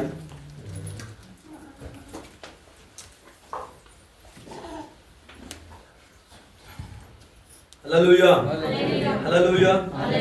ಓಕೆ, ಇನ್ನೊಂದು ವಚನ ಓದೋಣ. ಅದರಲ್ಲಿ ಯೋಹಾನ 3:36 ಓದ್ರಿ ಬೇಗ. ಆತನ ಮಗನನ್ನು ನಂಬುವವನಿಗೆ ನಿತ್ಯ ಜೀವ ಉಂಟು. ಏನಂತ್ರಿ? ಯೇಸುವನ್ನ ನಂಬುವವರಿಗೆ, ದೇವರ ಮಗನಾಗಿರ್ತಕ್ಕಂಥ ಯೇಸುವನ್ನ ನಂಬುವವರಿಗೆ ನಿತ್ಯ ಜೀವ ಉಂಟು. ಓಕೆ, ಮಗನಿಗೆ ಒಳಗಾಗದವನು ಜೀವವನ್ನು ಕಾಣುವುದೇ ಇಲ್ಲ. ನಿನ್ನ ಕುಟುಂಬದಲ್ಲಿ ಯಾರೇ ಇರ್ಬೋದು ಪ್ರಿಯರೇ, ನೀನ್ ಚರ್ಚೆಗೆ ಬರ್ತದೆ, ನಿನ್ನ ಕುಟುಂಬದಲ್ಲಿ ಯಾರು ಬರಂಗಿಲ್ಲ, ಚೆನ್ನಾಗಿ ಅರ್ಥ ಮಾಡ್ಕೊಳ್ರಿ. ಅವ್ರಿಗೆ ನಿತ್ಯ ಜೀವ ಇಲ್ಲ, ಅವ್ರಿಗೆ ನರಕ ಖಂಡಿತವಾಗಿ. ನೀವು ಬಂದಿದ್ರಲ್ಲ, ನಿಮಗೆ ಮಾತ್ರ ನಿತ್ಯ ಜೀವ ಇದೆ, ನಿಮಗೆ ಮಾತ್ರ ಪರಲೋಕ ಇದೆ. ನಿಮ್ಮ ಕುಟುಂಬದಲ್ಲಿ ನಿಮ್ಮ ಗಂಡ ಬಂದಿಲ್ವಾ, ನಿಮ್ಮ ಮಕ್ಕಳು ಬಂದಿಲ್ವಾ, ಅಥವಾ ಮಕ್ಕಳು ಬಂದು ತಂದೆ ತಾಯಿಗಳು ಬಂದಿಲ್ವಾ? ನಿಮ್ಮ ಮಕ್ಕಳು ಮಾತ್ರ ಹೋಗ್ತಾರೆ ಪರಲೋಕಕ್ಕೆ, ತಂದೆ ತಾಯಿಗಳು ಹೋಗಲ್ಲ. ಯಾಕಂದ್ರೆ ಇಲ್ಲಿ ಅದೇ ವಾಕ್ಯ ಹೇಳುತ್ತೆ, ಏನಂತ ಹೇಳಿದ್ರೆ, ಆತನ ಮಗನನ್ನು ನಂಬುವವನಿಗೆ ನಿತ್ಯ ಜೀವ ಉಂಟು, ಮಗನಿಗೆ ಒಳಗಾಗದವನು ಜೀವವನ್ನು ಆ ಜೀವವನ್ನು ಕಾಣುವುದೇ ಇಲ್ಲ ಅಂತ. ಮತ್ತೇನಾಗುತ್ತೆ ಮುಂದಕ್ಕೆ ಹೋದ್ರಿ? ದೇವರ ಕೋಪವು ಅವನ ಮೇಲೆ ನೆಲೆಗೊಂಡಿದೆ. ನಿನ್ನ ಮನೆಗೆ ಯಾರಾದ್ರೂ ಇದ್ದಾರಾ? ಚೆನ್ನಾಗಿ ಅರ್ಥ ಮಾಡ್ಕೋ. ಅವ್ರ ನಿತ್ಯ ಜೀವವಿಲ್ಲ, ಅವ್ರ ಮೇಲೆ ದೇವರ ಕೋಪ ಇದೆ. ಏನಿದೆ ಅಂದ್ರಿ? ದೇವರ ಕೋಪ ಇದೆ. ನಮ್ಮ ಮನೆಯಲ್ಲೇ ದೇವರ ಕೋಪ ಇರುತ್ತೆ ಹಂಗಾದ್ರೆ. ಒಬ್ಬರಲ್ಲ ಒಬ್ಬರು ಒಬ್ಬರ ಮೇಲೆ prayer. Hallelujah, hallelujah, hallelujah, hallelujah. ದೇವರ ಉದ್ದೇಶ ಏನಾಗಿದೆ ಪ್ರೇರೆ? ದೇವರ ಉದ್ದೇಶ ಕುಟುಂಬದಲ್ಲಿರ್ತಕ್ಕಂಥ ಎಲ್ಲರೂ ಸಹ ರಕ್ಷಣೆ ಹೊಂದಬೇಕು. ಒಬ್ಬರು ಸಹ ನಿನ್ನ ಕುಟುಂಬದಲ್ಲಿ ಒಬ್ಬರು ನಾಶವಾಗಬಾರ್ದು ಅಂತೇಳಿ ಯೇಸು ಕ್ರಿಸ್ತನನ್ನು ಕೊಟ್ಟಿದ್ದಾರೆ ಪ್ರೇರೆ. ಹಲ್ಲೆಲೂಯ. ಹಾಗಾದ್ರೆ ಕುಟುಂಬದಲ್ಲಿ ಎಷ್ಟೋ ಕುಟುಂಬಗಳು ನೋಡ್ತೇವೆ, ಒಬ್ರು ಬರ್ತಾರೆ, ಇಬ್ಬರು ಬರ್ತಾರೆ, ಮೂವರು ಬರ್ತಾರೆ, ಅನಂತರ ಒಬ್ಬರಲ್ಲ ಒಬ್ರು ಕುಟುಂಬದಲ್ಲಿ ಇರ್ತಾರೆ. ಹಾಗಾದ್ರೆ ಪೂರ್ತಿಯಾಗಿ ನೀನು ಕುಟುಂಬ ಸಹಿತವಾಗಿ ದೇವರ ಬಳಿಗೆ ಬಂದಾಗ ಮಾತ್ರನೇ ದೇವರ ಕೋಪದಿಂದ ನೀನು ತಪ್ಪಿಸ್ಕೊಳ್ತೀಯ. ಇಲ್ಲಾಂದ್ರೆ ನಿನ್ನ ಕುಟುಂಬದಲ್ಲಿ ನಿನ್ನ ಕುಟುಂಬದ ಮೇಲೆ ದೇವರ ಕೋಪ ಇದೆ ಎಂಬುದಾಗಿ ತಿಳ್ಕೊಪ್ರೆ. ಓಕೆ, ಯೋಹಾನ್ ಬರೆದ ಸುವಾರ್ತೆ 5ನೇ ಅಧ್ಯಾಯ 24ನೇ ವಚನವನ್ನು ಓದೋಣ. ಓದ್ರಿ ಬೇಗ. ನಿಮಗೆ ನಿಜ ನಿಜವಾಗಿ ಹೇಳುತ್ತೇನೆ, ನನ್ನ ವಾಕ್ಯವನ್ನು ಕೇಳಿ ನನ್ನನ್ನು ಕಳಿಸಿದಾತನನ್ನು ನಂಬುವವನು ನಿತ್ಯ ಜೀವವನ್ನು ಹೊಂದಿದ್ದಾನೆ. Amen, hallelujah. ಹಾಗಾದ್ರೆ ಪ್ರಿಯರೇ, ಇಲ್ಲಿ ವಾಕ್ಯದಲ್ಲಿ ಹೇಳೋ ಪ್ರಕಾರವಾಗಿ ನನ್ನ ವಾಕ್ಯವನ್ನು ಕೇಳಿ ನನ್ನನ್ನು ಕಳಿಸಿದಾತನನ್ನು ನಂಬುವವನು ನಿತ್ಯ ಜೀವವನ್ನು ಹೊಂದಿದ್ದಾನೆ ಎಂಬುದಾಗಿ ವಾಕ್ಯ ಹೇಳುತ್ತೆ. ಅಂದ್ರೆ ನಿಮಗೆ ಕನ್ಫರ್ಮ್ ಟಿಕೆಟ್ ಇದೆ. ಅದು ಅಂತ ತಪ್ಪಿಸಲಿಕ್ಕೆ ಯಾರ ಕೈಯಿಂದ ಆಗಲ್ಲ. ಕಾರಣ ಏನಂದ್ರೆ, ದೇವರು ಕಳಿಸಿಕೊಟ್ಟಿರ್ತಕ್ಕಂಥ ಯೇಸುವನ್ನು ನಂಬಿದ ಕಾರಣ ನಿನಗೆ ನಿತ್ಯ ಜೀವ ಖಂಡಿತವಾಗಿದೆ. ಹಾಗಾದ್ರೆ ನಿನ್ನ ಕುಟುಂಬದಲ್ಲಿ ಇನ್ನೊಬ್ರು ಯಾರಾದ್ರೂ ಇದ್ದಾರೆ ಅಂತ ಹೇಳಿದ್ರೆ, ಅವ್ರು ಯೇಸುವನ್ನು ನಂಬಿಲ್ಲ ಅಂತ ಹೇಳಿದ್ರೆ ಅವರಿಗಿಲ್ಲ ಪ್ರಿಯ. ಹಲ್ಲೆಲೂಯ. ನೀನು ಮಾತ್ರ ದೇವರ ರಾಜ್ಯಕ್ಕೆ ಬಾಧ್ಯಸ್ಥನು, ನೀನು ಮಾತ್ರ ನಿತ್ಯ ಜೀವಕ್ಕೆ ಬಾಧ್ಯಸ್ಥನು. ಅದು ನಿನ್ನ ಕುಟುಂಬದಲ್ಲಿಯೋ ಮತ್ತು ನಿನ್ನ ಏರಿಯಾದಲ್ಲಿಯೋ ನಿನ್ನ ಊರಲ್ಲಿಯೋ ಅನೇಕರಿದ್ದಾರೆ ಪ್ರೇರೆ, ನಿತ್ಯ ಜೀವಕ್ಕೆ ಬಾಧ್ಯಸ್ಥರಾಗುವುದಿಲ್ಲ.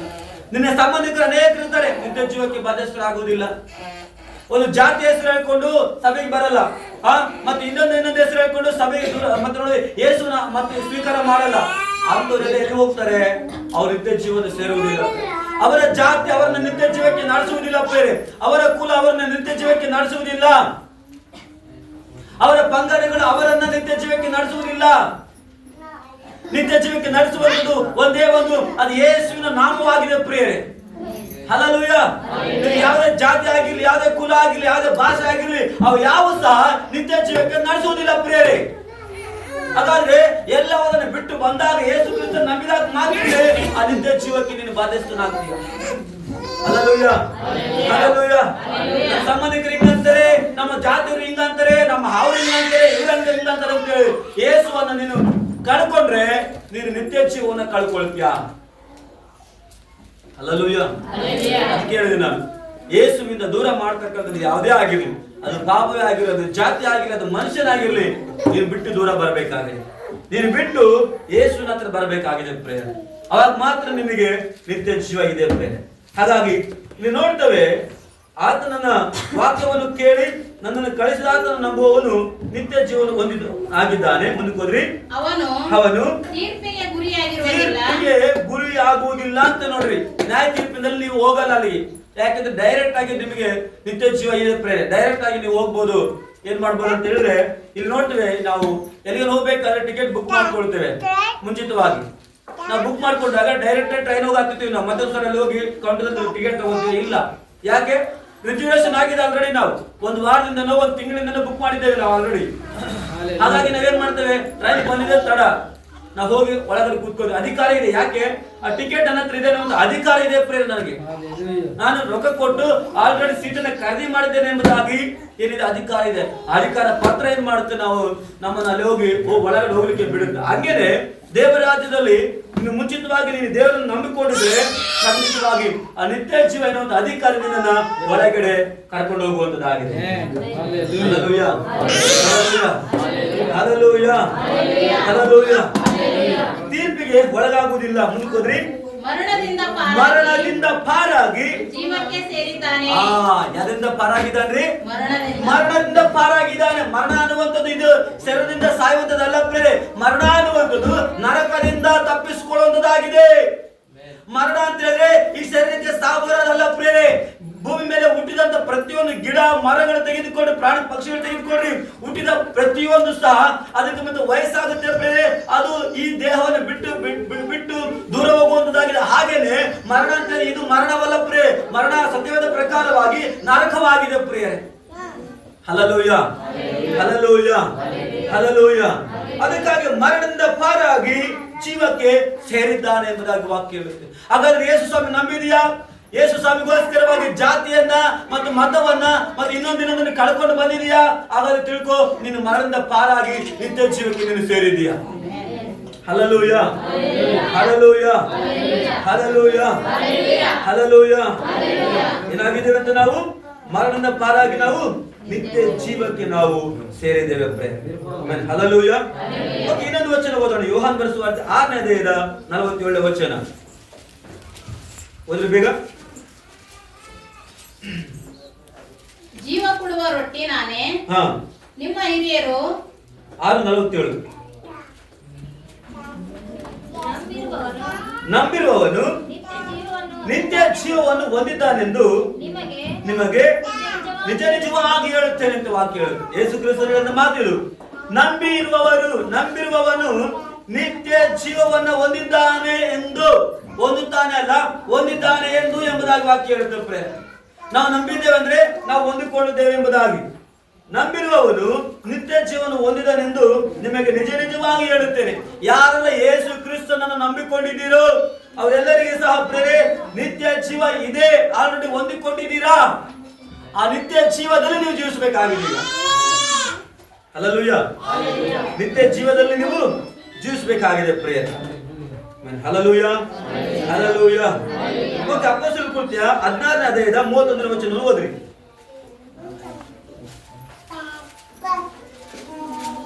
ಅಪೊಸ್ತಲರ ಕೃತ್ಯ 16ನೇ ಅಧ್ಯಾಯದ 31ನೇ ವಚನ ಓದ್ರಿ. ಕರ್ತನಾದ ಕರ್ತನಾದ ಯೇಸುವಿನ ಮೇಲೆ ನಂಬಿಕೆ ಇಡು. ಆಗ ನೀನು ರಕ್ಷಣೆ ಹೊಂದುವಿ, ನಿನ್ನ ಮನೆಯವರು ರಕ್ಷಣೆ ಹೊಂದುವರು ಎಂದು ಹೇಳಿ ಅವನಿಗೂ ಅವನ ಮನೆಯಲ್ಲಿದ್ದವರೆಲ್ಲರಿಗೂ ದೇವರ ವಾಕ್ಯವನ್ನ ತಿಳಿಸಿದರು ಎಂಬುದಾಗಿ.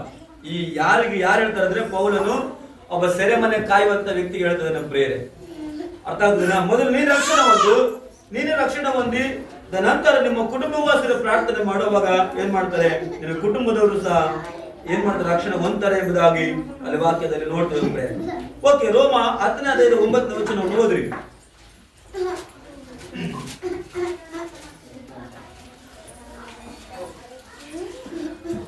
ಬೇಗ. ಅದೇನೆಂದರೆ ನೀನು ಯೇಸುವನ್ನೇ ಕರ್ತನೆಂದು ಬಾಯಿಂದ ಹರಿಕೆ ಮಾಡಿಕೊಂಡು ದೇವರು ಆತನನ್ನು ಸತ್ತವರೊಳಗಿಂದ ಎಬ್ಬಿಸಿದನೆಂದು ಹೃದಯದಿಂದ ನಂಬಿದರೆ ನಿನಗೆ ರಕ್ಷಣೆಯಾಗುವುದು ಎಂಬುದೇ. ಹಲ್ಲೆಲೂಯಾ. ಅದೇನೆಂದರೆ ನೀನು ಯೇಸುವನ್ನೇ ಕರ್ತನೆಂದು ಬಾಯಿಂದ ಏನ್ ಮಾಡ್ಬೇಕಂತೆ, ಅರಿಕೆ ಮಾಡ್ಬೇಕಂತ. ಯೇಸು ಕರ್ತನಾಗಿದ್ದಾನೆ ಎಂಬುದಾಗಿ ಅರಿಕೆ ಮಾಡಿಕೊಂಡು ಮತ್ತು ನೋಡುವಾಗ ದೇವರು ಆತನನ್ನ ಸತ್ತವರೊಳಗಿಂದ ಎಬ್ಬಿಸಿದ್ದಾನೆ ಅಂತ ನಂಬುದಾದ್ರೆ, ದೇವರು ಸತ್ತವರೊಳಗಿಂದ ಯೇಸುವನ್ನು ಎಬ್ಬಿಸಿದ್ದಾನೆ ಅಂತೇಳಿ ನೀನು ಹೃದಯದಿಂದ ನಂಬಿದರೆ ನಿನಗೇನಾಗುತ್ತಂತ್ರಿ, ರಕ್ಷಣೆ ಆಗುತ್ತದಂತ್ರಿ. Hallelujah, hallelujah. ಈ ರಕ್ಷಣೆ ಅನ್ನುವಂಥದ್ದು ಬಹಳ ಪ್ರಾಮುಖ್ಯತೆ ಪ್ರೇಮ. ಅದಕ್ಕಾಗಿ ನಾವು ಏನ್ ಮಾಡಬೇಕಾಗಿದೆ, ಅರಿಕೆಯನ್ನು ಮಾಡಬೇಕಾಗಿದೆ. ಹಲ್ಲೆಲೂಯಾ. ಇನ್ನೊಂದು ಕೊನೆದಾಗ ಒಂದು ವಚನ ಓದೋಣ. ಗಲಾತ್ಯ 3:26 ಓದ್ರಿ. ಗಲಾತ್ಯ 3:26 ನೀವೆಲ್ಲರೂ ಕ್ರಿಸ್ತ ಯೇಸುವಿನಲ್ಲಿಟ್ಟಿರುವ ನಂಬಿಕೆಯ ಮೂಲಕ ದೇವರ ಪುತ್ರರಾಗಿದ್ದೀರಿ. ಹೆಂಗೆ ನಾವು ಆಗಿದ್ದೇವೆ ದೇವರ ಮಕ್ಕಳು, ಹೆಂಗೆ ನಾವು ಆಗಿದ್ದೇವೆ ದೇವರ ಪುತ್ರರು ಅಂತ ಹೇಳಿದ್ರೆ, ನೀವೆಲ್ಲರೂ ಕ್ರಿಸ್ತ ಯೇಸುವಿನಲ್ಲಿಟ್ಟಿರುವಂತ ನಂಬಿಕೆಯ ಮೂಲಕ ಪ್ರಿಯರೇ, ನಂಬಿಕೆಯ ಮೂಲಕ ದೇವರ ಪುತ್ರರಾಗಿದ್ದೀರಿ ಎಂಬುದಾಗಿ. ಲೋಕದಲ್ಲಿ ಬೈಕೊಂಡು ಆ ಕಡೆ ಹೋಗಿಲ್ಲವ, ತಲೆ ಕೆಡ್ಸ್ಕೊಳಕ್ ಹೋಗ್ಬಾರ್ದು. ಅನ್ಯಾಯ ಮಾಡ್ಕೊಂಡು ಜೀವಿಸೋರು ಅನ್ಯಾಯ ಮಾಡ್ಕೊಂಡು ಆ ಕಡೆ ಹೋಗಿಲ್ಲ ಅವನು. ಅನ್ಯಾಯ ಮಾಡ್ಕೊಂಡು ಮನೆ ಮೇಲೆ ಮನೆ ಕಟ್ಟುವ ಟೆನ್ಷನ್ ತಗೊಳಕ್ ಹೋಗ್ಬೇಡ. ಅನ್ಯಾಯ ಮಾಡಿ ಮೋಸ ಮಾಡ್ಬೇಡಿ, ಏನೆಲ್ಲ ಅವನು ಆಸ್ತಿ ಗಳಿಸಿರುತ್ತೆ, ಟೆನ್ಷನ್ ತಗೊಳಕ್ ಹೋಗ್ಬೇಡ ಪ್ರಿಯರೇ. ಯಾಕಂದ್ರೆ ಈ ಲೋಕದಲ್ಲಿ ನಿನ್ನ ಮನೆ ನಿನ್ನದಲ್ಲ, ನಿನ್ನ ಆಸ್ತಿ ನಿನ್ನದಲ್ಲ, ಅದೆಲ್ಲ ದೇವರದಾಗಿದೆ ಪ್ರಿಯರೇ. ಸ್ವಲ್ಪ ಕಾಲ ಇರುವುದಕ್ಕಾಗಿ ದೇವರು ನಮಗೆ ಕೊಟ್ಟಿದ್ದಾರೆ ಅಷ್ಟೇ. ಅದು ಶಾಶ್ವತವಾಗಿರ್ತಕ್ಕಂಥ ಮನೆ ಪರಲೋಕವಾಗಿದೆ ಪ್ರಿಯರೇ. ಆಮೇಲೆ ಹಲ್ಲೆಲೂಯಾ, ಹಲ್ಲೆಲೂಯಾ. ಅಲ್ಲಿ ಅವನಿಗೆ ಪಾಲಿಲ್ಲ ಪ್ರಿಯರೇ. ಅನ್ಯಾಯ ಮಾಡಿದವನಿಗೂ, ಮೋಸ ಮಾಡಿದವನಿಗೂ, ಕಳ್ತನ ಮಾಡಿದವನಿಗೂ, ಇನ್ನೇನೋ ಮಾಡಿದವನಿಗೂ ಪ್ರಿಯರೇ, ದೇವರಿಗೆ ಅವಿಧೇಯನಾಗಿ ನಡ್ಕೊಂಡಿರ್ತಕ್ಕಂಥವನಿಗೆ ಏನಾಗಿದೆ, ಅಲ್ಲಿ ಅವನಿಗೆ ಸ್ಥಳವಿಲ್ಲ. ಆದ್ರೆ ನಮಗಾದ್ರೂ ನಮಗೇನು ಹಿಂದೆ ಇದ್ರೂ ಸಹ ಪ್ರಿಯರೇ, ನಮಗೆ ಅಲ್ಲಿ ಪರಲೋಕದಲ್ಲಿ ಸ್ಥಳ ಇದೆ, ನಿತ್ಯ ಜೀವನದಲ್ಲಿ ಬಾಧ್ಯತೆ ಇದೆ ಪ್ರಿಯರೇ. ಆಮೇಲೆ ಹಲ್ಲೆಲೂಯಾ. ಓಕೆ, ಆತನ ಹೆಸರಿನಲ್ಲಿ ನಂಬಿಕೆ ಇಡುವುದು ಆತನನ್ನು ನಂಬಿದ ಹಾಗೆ. ಅಂದರೆ ನೋಡ್ತೇವೆ, ಆತನ ಹೆಸರಿನ ನಂಬಿಕೆ ಇಡುವುದು ಏನಾಗಿದೆ ಅಂತ ನೋಡ್ತೇವೆ. ನಂಬಿಕೆ ಇಡುವುದು ಆತನನ್ನು ನಂಬಿದ ಹಾಗೆ ಆಗಿದೆ ಪ್ರಿಯರೇ. ಅಂದರೆ ಆತನು ಏನಾಗಿದ್ದಾನೆ ಮತ್ತು ಆತನು ಯಾರಾಗಿದ್ದಾನೆ ಮತ್ತು ಸತ್ಯವೇದವು ಪ್ರಕಟಿಸಿರುವ ಹಾಗೆ ಆತನು ಏನು ಮಾಡಿದ್ದಾನೆ ಎಂಬುದನ್ನು ಅರಿತಿರುವುದು ಎಂಬುದಾಗಿ ಗಮನಿಸ್ತಾನೆ. ಹಲ್ಲೆಲೂಯಾ. ಯೇಸು ಏನಾಗಿದ್ದಾನೆ, ಯಾತಕ್ಕೋಸ್ಕರ ಆತನು ಜನಿಸಿದ್ದಾನೆ, ಯಾತಕ್ಕೋಸ್ಕರ ಹುಟ್ಟಿದ್ದಾನೆ, ಏನು ಮಾಡ್ತಾ ಇದ್ದಾನೆ, ಇದೆಲ್ಲವೂ ಸಹ ದೇವರ ಮಕ್ಕಳಿಗೆ ಗೊತ್ತಾಗ್ಬೇಕು, ನಾವು ತಿಳ್ಕೊಳ್ಬೇಕಾಗಿದೆ. ಆಮೇಲೆ ಹಲ್ಲೆಲೂಯಾ, ಹಲ್ಲೆಲೂಯಾ, ಹಲ್ಲೆಲೂಯಾ. ಆದ್ರೆ ದೇವರ ಮಕ್ಕಳು ಅನ್ನುವಂಥದ್ದು ಇದು ಸುಮ್ಮನೆ ಬರುವಂತದ್ದಲ್ಲ, ಏನೋ ಸುಮ್ಮನೆ ಸಭೆಗೆ ಬರೋದ್ರಿಂದ ಮಾತ್ರ ಬರುವಂತದ್ದಲ್ಲ ಪ್ರೇರೆ. ನಾವು ವಾಕ್ಯದಲ್ಲಿ ಬೇರೂರ್ಬೇಕು, ವಾಕ್ಯವನ್ನ ಪಾಲನೆ ಮಾಡಬೇಕು, ವಾಕ್ಯದ ಪ್ರಕಾರ ಜೀವಿಸಬೇಕು ಪ್ರೇರೆ. ಲೋಕದಲ್ಲಿ ಇರುವಂತ ಅವರಿಗೂ ನಮಗೆ ಬಹಳ ವ್ಯತ್ಯಾಸವಿರಬೇಕು. ನಾವು ಸಹ ಚರ್ಚೆಗೆ ಹೋಗ್ತೇವೆ, ನಾವು ಸಹ ಲೋಕದವರು ಜೀವಿಸ್ತಾರೆ ಅಂತ ಹೇಳಿದ್ರೆ, ಅವ್ರು ಪಾಪದಲ್ಲಿ ಜೀವಿಸ್ತಾರೆ. ಏನಪ್ಪಾ, ಅವರಷ್ಟು ಪಾಪ ಮಾಡ್ತಾರೆ, ಅಷ್ಟು ಮೋಸ ಮಾಡ್ತಾರೆ, ಅವ್ರೆಷ್ಟು ಚೆನ್ನಾಗಿದಾರಲ್ಲ, ಅವ್ರಿಗೆ ಏನ್ ಬೇಕಾದ್ರೆ ಸಿಗ್ತದಲ್ಲ ಅಂತ ಅನ್ಕೊಳ್ತಾರೆ. ಆದ್ರೆ ಅವ್ರಿಗೆ ಅನ್ಕೊಳ್ತೀವಿ, ನೀವು ಅನ್ಕೊಳ್ತೀರಷ್ಟೇ, ಆದ್ರೆ ಸಿಗಬೇಕಾಗಿದ್ದವ್ರು ಸಿಗಲ್ಲ ಪ್ರಿಯ. Hallelujah, hallelujah. ಹೊಂದ್ಕೊಳ್ಬೇಕಾಗಿದ್ದವ್ರು ಹೊಂದ್ಕೊಳ್ಳಲ್ಲ. ಇಲ್ಲಿ ಏನೆಲ್ಲ ಹೊಂದ್ಕೊಳ್ಬಹುದು ಸ್ವಲ್ಪ ಕಾಲ, ಆದ್ರೆ ಹೊಂದ್ಕೋಬೇಕಾದವ್ರು ಸಿಗಲ್ಲ ಪ್ರಿಯ. ಯಾಕಂದ್ರೆ ಅದು ಸಿಗಬೇಕಾದದ್ದು ಮನುಷ್ಯನಿಗೆ ಕೊಡುವಂತದ್ದಲ್ಲ, ಅಥವಾ ಹಣ ಕೊಡುವಂತದ್ದಲ್ಲ ಪ್ರಿಯ. ಹಣದಿಂದ ಬರುವಂತದ್ದಲ್ಲ, ಅದು ಮನುಷ್ಯರಿಂದ ಬರುವಂತದ್ದಲ್ಲ. ಅದು ನೀತಿಗಾಗಿ ನ್ಯಾಯ ತೀರಿಸುವಂತ ದೇವರಿಂದಲೇ ಬರುವಂತದ್ದಾಗಿದೆ. ಆತನು ಎಲ್ಲರಿಗೂ ಅದನ್ನು ಕೊಡಲ್ಲ ಪ್ರೇರೆ. ಯಾರು ವಾಕ್ಯದ ಪ್ರಕಾರ ಜೀವಿಸಿ ನೀತಿವಂತರಾಗಿ ನಡ್ಕೊಳ್ತಾರೋ ಅವರಿಗೆ ಮಾತ್ರ ಆತನು ಅದನ್ನು ಕೊಡುವವನಾಗಿದ್ದಾನೆ. ಆಮೇಲೆ ಹಲ್ಲೆಲೂಯಾ, ಹಲ್ಲೆಲೂಯಾ. ನಾವೆಲ್ಲರೂ ಎದ್ದು ನಿಂತ್ಕೊಳ್ಳೋಣ, ಸ್ವಲ್ಪ ಪ್ರಾರ್ಥನೆ ಮಾಡೋಣ ಪ್ರೇರೆ ವಿಷಯಕ್ಕಾಗಿ. ಸ್ತೋತ್ರ, ಎಲ್ಲರ ಮೇಲೆ ಎದ್ದು ನಿಂತ್ಕೊಳ್ಳಿ, ಪ್ರಾರ್ಥನೆ ಮಾಡೋಣ. ಇವತ್ತಾದ್ರೂ ಕರ್ತನಿಗೆ ಒಪ್ಪಿಸಿಕೊಡು ಪ್ರೇರೆ. ಇವತ್ತಾದ್ರೂ ಕರ್ತನಿಗೆ ಒಪ್ಪಿಸಿಕೊಟ್ಟು ನಮ್ಮನ್ನ ಪರೀಕ್ಷೆ ಮಾಡಿಕೊಂಡವರಾಗಿ ನಾವು ನೋಡಿದ ಹಾಗೆ ಪ್ರಿಯರೇ, ದೇವರ ಅಷ್ಟು ರಕ್ಷಿಸಿದಂತ ಮೋಟನೇ ಇಲ್ಲ. ಆತನ ಕಿವಿ ಕೇಳೋಕೆ ಕಿವಿಡಲ್ಲ. ಯಾಕೆ ಆತನ ಕೇಳಲಾರದೆ ಹೋಗ್ತಾ ಇದ್ದಾನೆ? ಯಾಕೆ ಆತನು ರಕ್ಷಿಸಲಾರದೆ ಹೋಗ್ತದೆ ಅಂತ ಹೇಳಿದ್ರೆ, ನಿಮ್ಮ ಪಾಪ ಅಪರಾಧಗಳೇ ಎಂಬುದಾಗಿ ವಾಕ್ಯ ಹೇಳುತ್ತೆ. ಸೈತಾನನಿಗೆ ಸಂಬಂಧಪಟ್ಟಂತ ವಿಷಯಗಳು ಏನಾದ್ರೂ ಇದ್ರೆ ಇವತ್ತೇ ಬಿಟ್ಟು ಹೊರಗಡೆ ಬಾ. ಈ ಸಮಯದಲ್ಲಿ ಪ್ರಿಯರೇ, ಪರಿಣಾಮ ನಮ್ಮ ಶಕ ಬಲಗಡೆ ದೇವರಿಂದ ದೂರ ಮಾಡ್ತಕ್ಕಂಥ ಯಾವುದೇ ಆಗಿರ್ಲಿ, ಅದು ವಸ್ತು ಆಗಿರ್ಲಿ, ಅದು ಪಾಪವೇ ಆಗಿರ್ಲಿ, ಮತ್ತು ಅದು ಮನುಷ್ಯನೇ ಆಗಿರ್ಲಿ ಪ್ರೇ, ನೀನು ಅವರನ್ನ ಬಿಟ್ಟು ಹೊರಗಡೆ ಬಾ. ನೀನು ಅವರನ್ನ ಬಿಟ್ಟು ಹೊರಗಡೆ ಬಂದು ಯೇಸುವನ್ನು ಹಿಂಬಾಲಿಸು. ನಮ್ಮ ಶಬ್ದರ ಶಕ ಬಲಗಡೆ ಒಂದು ದಿನ ಅವನಿಗೂ ಮರಣ ಇದೆ, ಒಂದು ದಿನ ನಿಮಗೂ ಸಹ ಅಂತ್ಯ ಇದೆ ಪ್ರೇರೆ. ಈ ದೇಹ